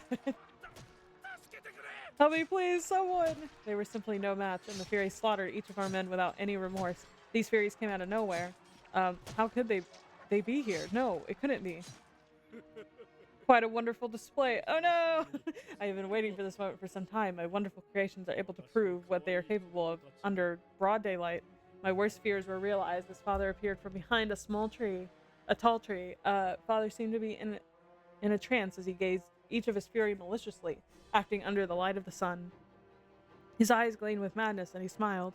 Amigiri, who had been standing beside him, however, had a bitter expression as he watched the visceral battle take place. No matter how much you tinker with them to make them seem like real demons, at the end of the day, they are still fakes.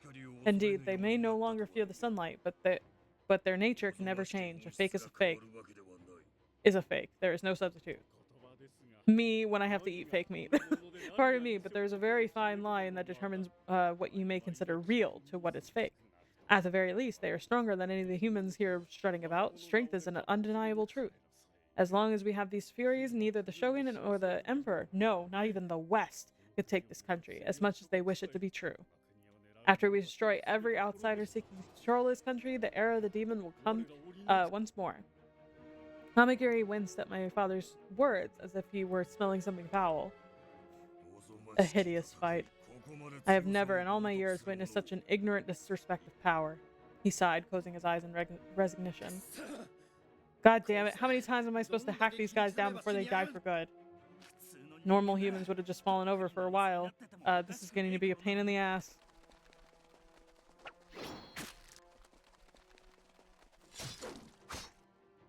Oh yeah, they battling. Both Nagakura and Harada panted heavily, sweat glistening all over their bodies as they continued to slice and weave through the flurry of furies. However, instead of dying, each fury simply rose back up and their wounds healed as expected. Hee hee hee. Not hee hee hee. As the fatigue began to set in, the Furies approached us menacingly, licking their lips as they stared us down. One of the Furies made an attempt to grab my arm. Ah! Saito unsheathed his sword hastily, swinging without a second thought at the oncoming Fury. Much to our dismay, however, the Fury slash wound sealed itself, and he stood up and dusted himself off as if nothing had happened.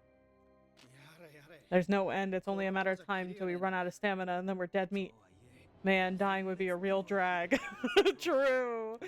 Time to go with what we discussed. Understood. What we discussed? Yukimura, come with me. During an emergency, Hijikata has ensured that we escape first. But that's not right. We're leaving the other warriors so that we could escape? You are only going to serve as a distraction for them, so just come with me. Jeez, man. Isn't there a nicer way to put that? Shut the fuck up, Harada! He's been the nicest so far. He's good with his words, unlike your ass. Think a little bit before you speak. You really suck at it. No, you! Don't worry about us. Trust me, I ain't. I mean, don't you know we're strong as hell? Yeah. I was flushed with guilt, but there was nothing I could do myself to help them, even if I had stayed there.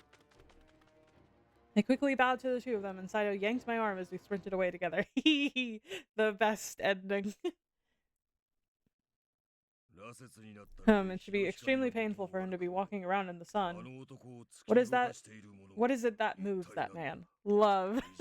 Could it be pride, fame, or could it be... After that girl, be sure not to injure her. Bring her back alive. My father shrieked his orders loudly, which caused a gang of nearby Furies to scream in response before running after us. Yeah! Saito's hair turned white in the color of the Fury. Saito, no! You can't use your Fury powers while the sun is still out. Now is not the time to worry about that. Saito maneuvered through the Furies with precision, coldly slashing at each Fury until they fell definitively. A lengthy chill shivered through my body. There's a lot of blood in this episode. On this episode of Hakuoki, without any wasted moment, Saito slashed into each of the Fury's vital points with a godly display of technique.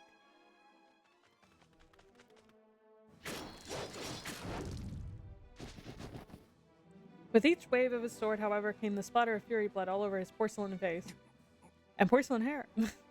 To avoid the stinging scent of blood, Saito tried covering his mouth and nose all at once with his arm. Then he looked down, his face becoming more pale, and at any moment he looked set to collapse. Saito!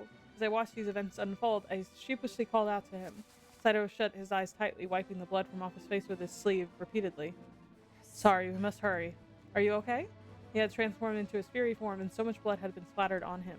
Even I could recognize that Saito was showing an incredible amount of discipline and self-restraint that I hadn't thought possible. Worry not.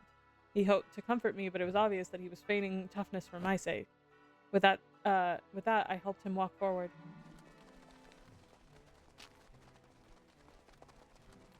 There's gotta be a way to kill him. We could set them on fire. Suddenly, I saw the group of Furies gather around us. The mastermind behind this whole plot was... Chizuru, since when have you been such a stubborn child? Father stared back at me with a dejected expression as I know my rebellion came as somewhat of a shock to him.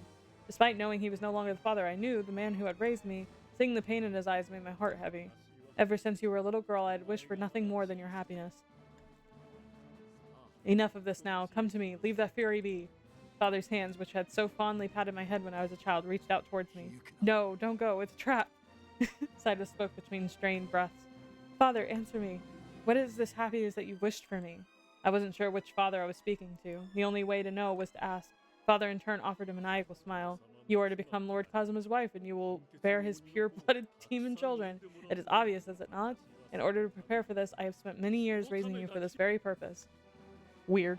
It was strange to think. A voice that had given me so much comfort in the past was now the bearer of the news I'd wished to hear least in the world.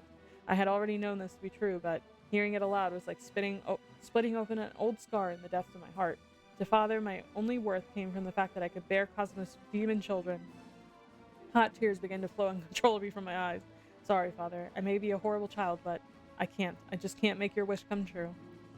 Father's face instantly warped in response. In fact, it was almost unrecognizable then. Furies, capture that woman! Bring her to Lord Kazuma!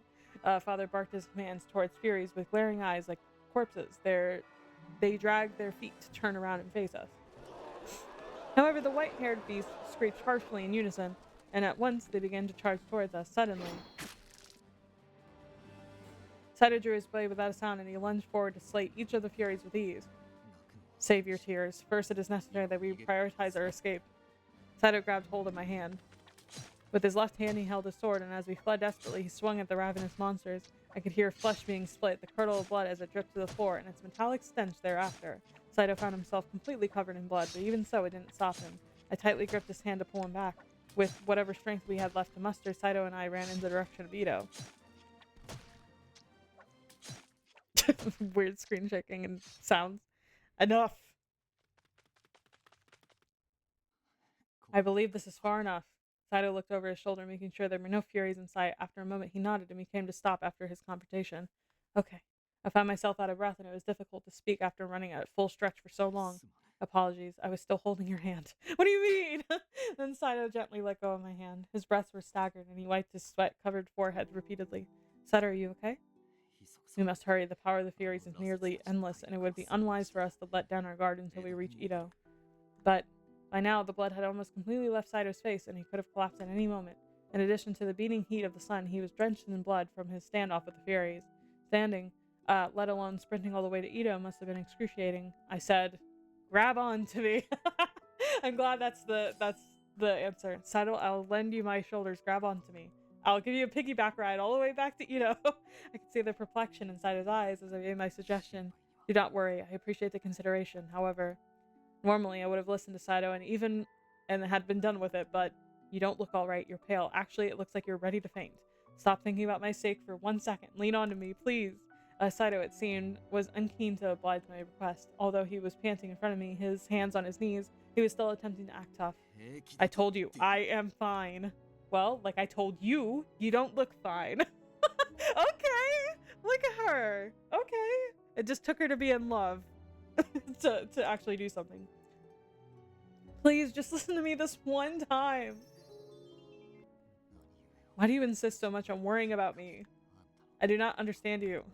Because that day, during the Battle of Toba Fushimi, if Saito hadn't been with me, and then he wouldn't have had to fight Kazuma. Even in Ito, it was my behavior that caused Saito to endure a highly dangerous situation. And today, because of the Furies that were made by my father, many of our own men were needlessly slaughtered. Time and time again, Saito had risked his body to protect me from harm. It frustrated me to know that there was nothing I could say or do to assist him in this dire time. If I could have anticipated that this was going to happen, then I should have left everyone. No, Saito, a lot sooner. Sorrow had burrowed itself deep into my heart, and from the sorrow came tears of shame. I should have went with the princess. Why are you crying now? Or are you bothered by the words that Koto had said earlier? I do not think Koto was acting like himself earlier, for whatever it is worth. He spoke to you as if you were not his daughter, which can only mean the serum had tainted his mind. Just because he is no longer sane does not undo the years and months he had spent raising you. It's not that I'm not crying because of my father. Then why? I knew that I had to answer him, but try as I might, the tears were unstoppable, and my mouth quivered as I tried to speak. We must make haste, or we will not be able to reach Ito by nightfall. Hurry and dry your tears. I'm sorry. For what are you apologizing? I do not recall having anything that needed to be apologized for. I tried wiping my eyes repeatedly with the sleeves of my kimono, but it was futile effort. It's because it's all my fault that you've become a fury. I mean, even today, look at what my father did to all those soldiers. I'm just so sorry, Saito. I had a feeling that saying this would only cause Saito more strife and conflict, but even so, I knew it was important to express myself. I bowed over and over again in shame. Then, aw, we got a hug. With an albeit awkward movement, Saito drew me in closer to him, and my face was pressed against his warm, comfortable chest. I said, stop crying. Did you not hear me? His voice tickled my ear softly. There was no harshness or coldness in it. Rather, it was soothing, as if Saito sought to comfort a crying child. You think that it is your fault that Koto developed his new type of furies to attack us, but it is we who decided that it best for you to accompany us on our march. I am sure that the commander had anticipated a conflict with furies during the fight, so it is not all your fault. As I listened intently to Saito's kind words, a different kind of tears altogether began to flow uncontrollably. How could Saito be so gentle, so kind, despite having all these injustices occur to him? He had experienced far more harrowing experience than I ever had. Hadn't life beaten him down enough for him to begin looking for something else to blame, like me? I felt the same thing when he returned to the Shinsengumi from the Guardians in the Imperial Tomb. Misinformed soldiers who knew nothing of his character talked behind his back, but he preserved unfazed. Saito possessed such strength, and yet he was so thoughtful and compassionate.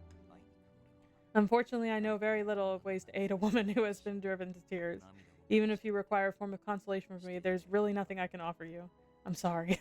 I apologize once more, still keeping my face buried deep in his chest as the tears stuck to his clothing. I couldn't help myself. Like I said, there's no reason for you to lend me your apologies.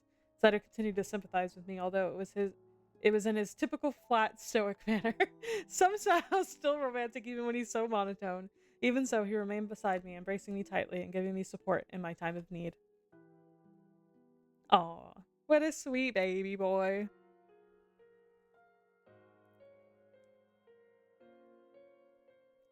After returning to Ito, the other captains updated us with the outcome of the battle. As we had expected, there was no way for the new recruits to battle the Furies as they lacked any real combat experience, let alone Fury experience. The Kyoyu Regulatory Company was dealt a bad hand, forcing Kondo to retreat. The Satsuma Choshu had strengthened their Furies from what had already been a nearly unstoppable force for the Shinsengumi. For the captains of the Shinsengumi, these improved foes proved to be a great obstacle, making our fates even more tenuous in this fearful, desperate time.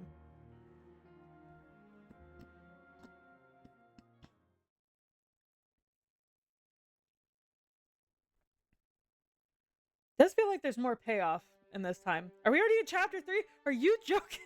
We're speeding through this. We won't be able to finish it today, most likely, but we're definitely going to be able to finish it next week, which is crazy. We might be able to leave the starter route next week.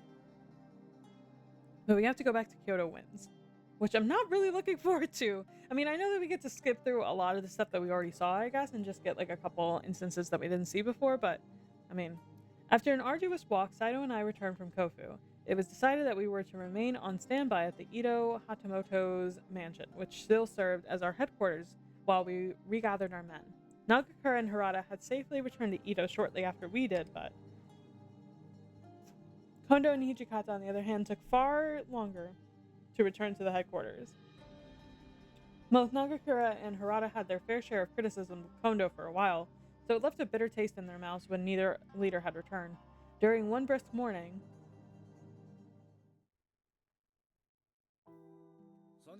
well, take care, you two. Don't go crying just because you won't be seeing us around anymore. Trust! I will only cry happy tears. Are you two really leaving? Figured it's the right time, if ever. Well, I'd be lying if I said I wouldn't miss everyone. Is there any way you could speak with Kondo and perhaps reach a compromise? Been there, done that. Last time we really laid into each other. Almost got into a fist fight over it. Who knows what would have happened had we had our swords on us. Hey, Shinpachi, are you forgetting the rules of conduct? No personal conflicts allowed, buddy. Whoa, shit. Hey, we aren't Shinsengumi captains anymore, so those rules don't apply to us either. Surprisingly, Harada and Nagakura found time to be their usual joking selves. It was difficult to accept that this could be the last moment all of us would share together. May I ask why you guys are leaving the Shinsengumi? Well, where to start, really? Nagakura impetuously scratched at his nose with his fingers. It's not like we don't want to fight the Satsuma and Choshu anymore. And we've been kind of living on the skin of our teeth for a while now, even since the Shie Hall days.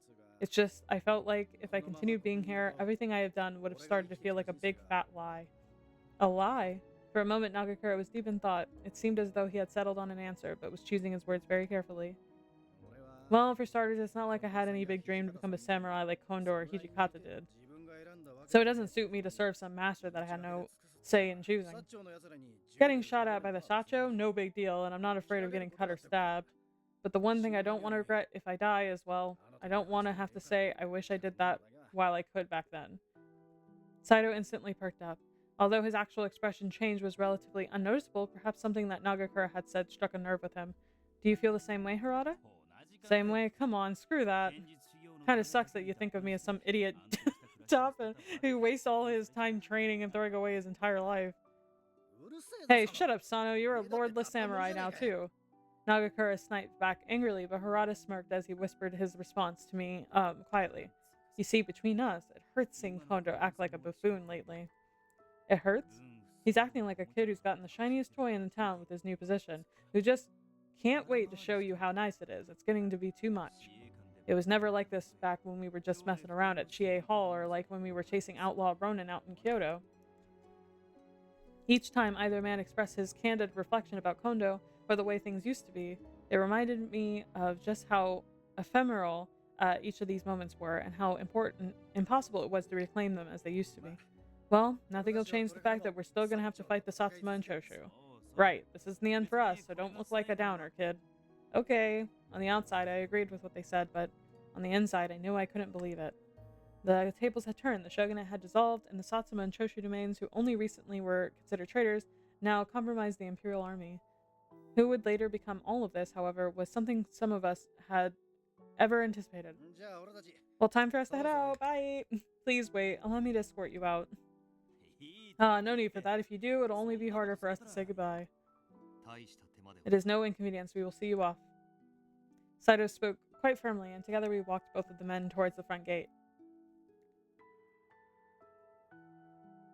As we exited the building, we found Soma and Nomura standing idly to share their salutations. Oh, Nagakura Harada.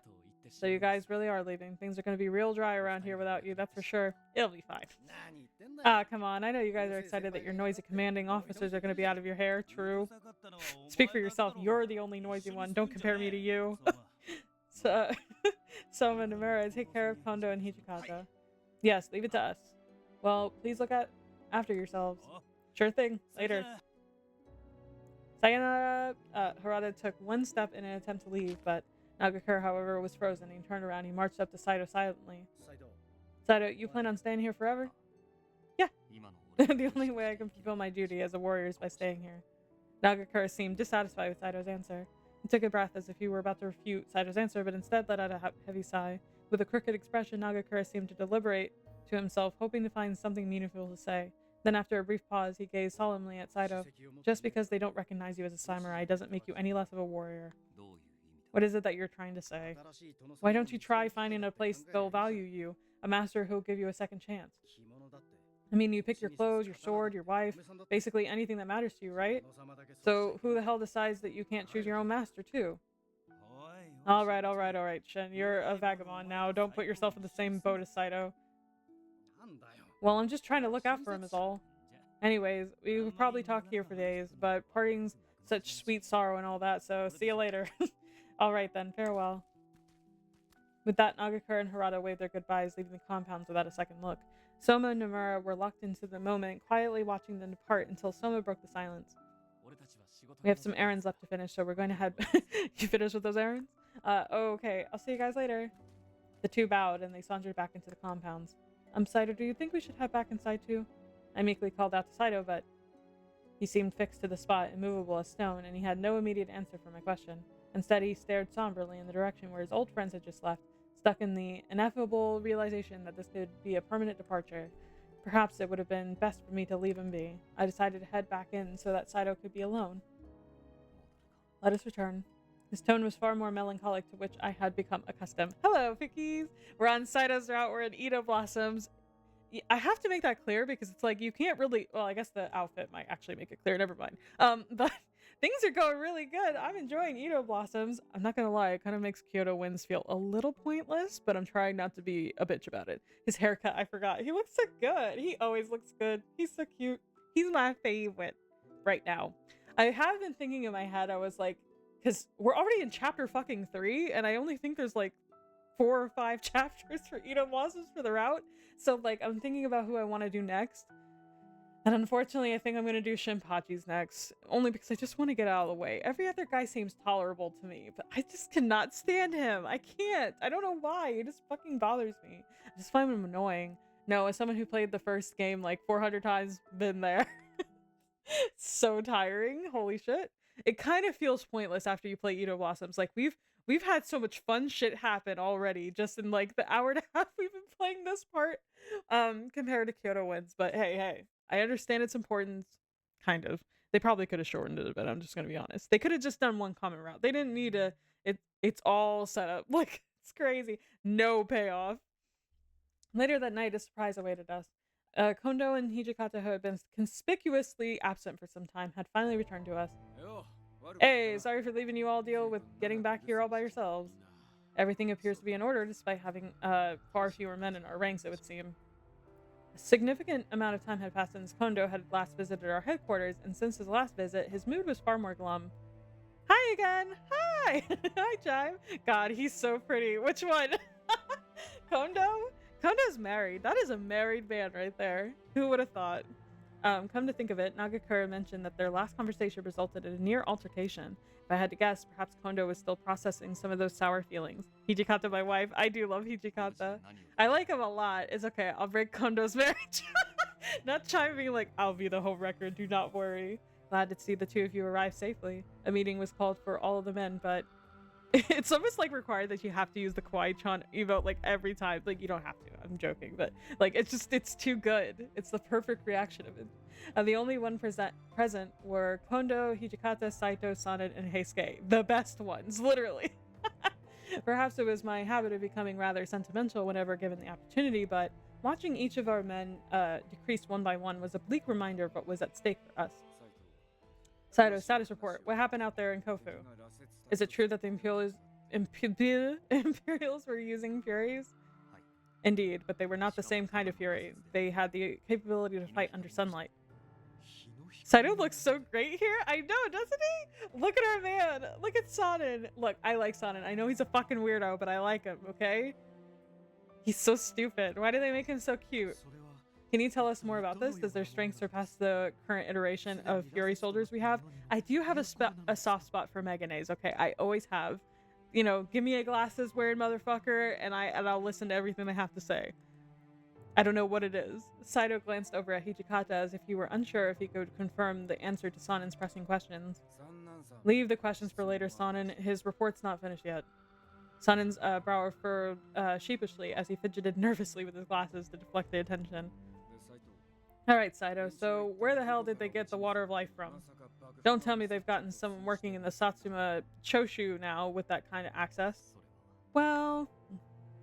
At first, Saito seemed to hesitate, taking a quick gulp before looking in my direction. I nodded curtly.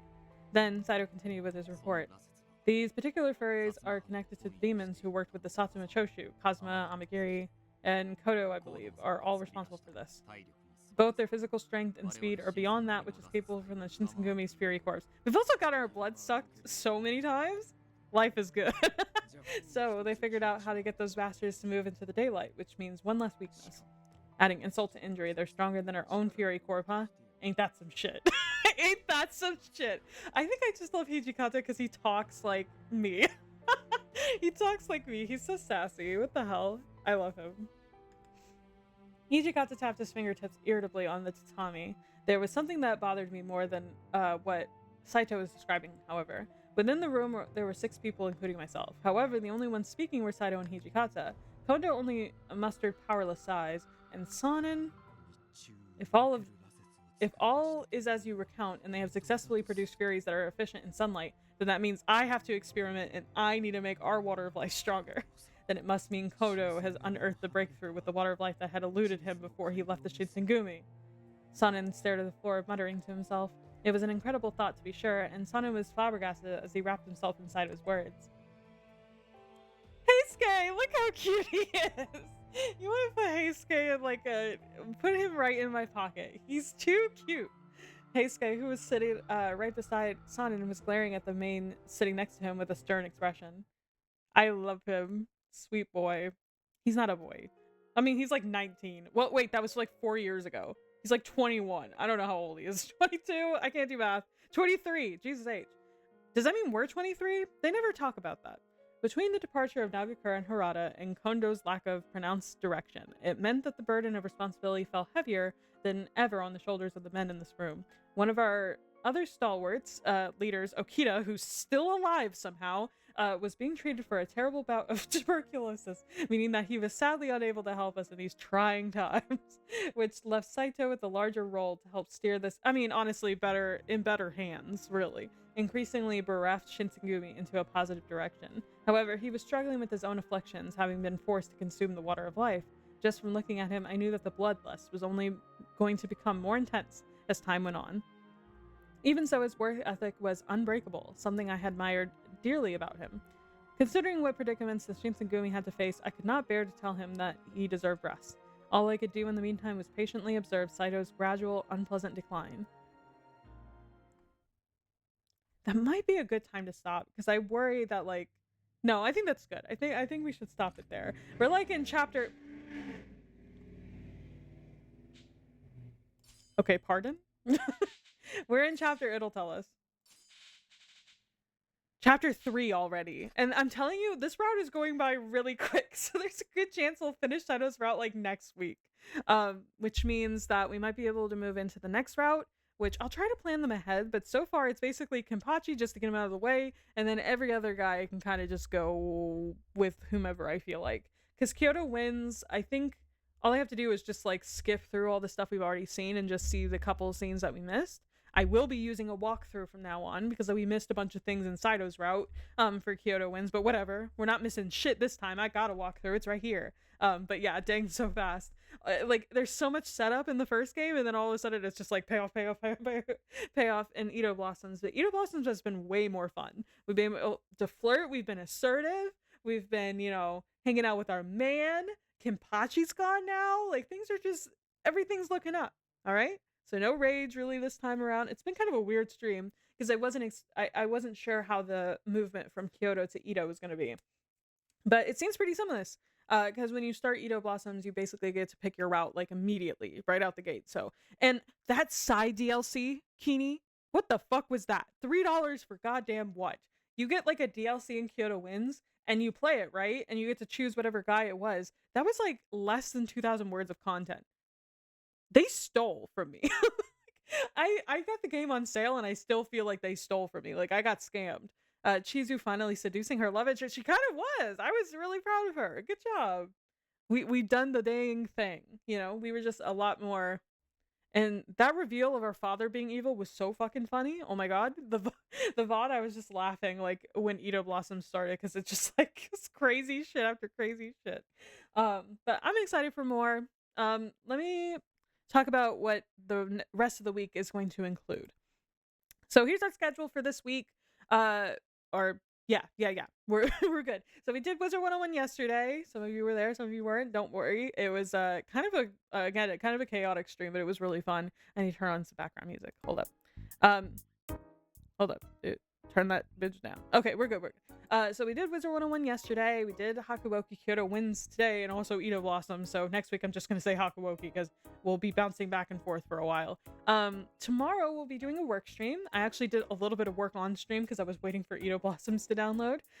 So we'll be doing Emil's route, like fixing some like reformatting his route. We only have 3 routes left. We have Emil's, Glyph's, and Greer's left. So once those are reformatted, we can start into adding some scenes and rewriting some certain things. So I'm really excited. Basically, I wanted to get all the stuff reformatted before the end of January, but I think I will be able to get it done before next week, hopefully, because I do a lot of it off stream too. I don't just do it on stream. And then Saturday, we'll be doing the Sims 4 Legacy Challenge. We'll finally be continuing it. Episode 2 comes out tomorrow or on Saturday. So if you haven't seen the first episode, you could check it out on YouTube, where you can check out all my VODs. If you're curious. If not, feel free to drop by. It's usually just a chill stream where you can just kind of pop in whatever and meet our very chaotic character in The Sims. But other than that, same old shit. Gotta eat. You know, had a good time today. Thank you for dropping by. Thanks for those who lurked. Thanks for those who just check out the VODs later. You all matter. I appreciate it very, very much. Bye. No problem for the stream. You guys all have a great rest of your day. Bye bye.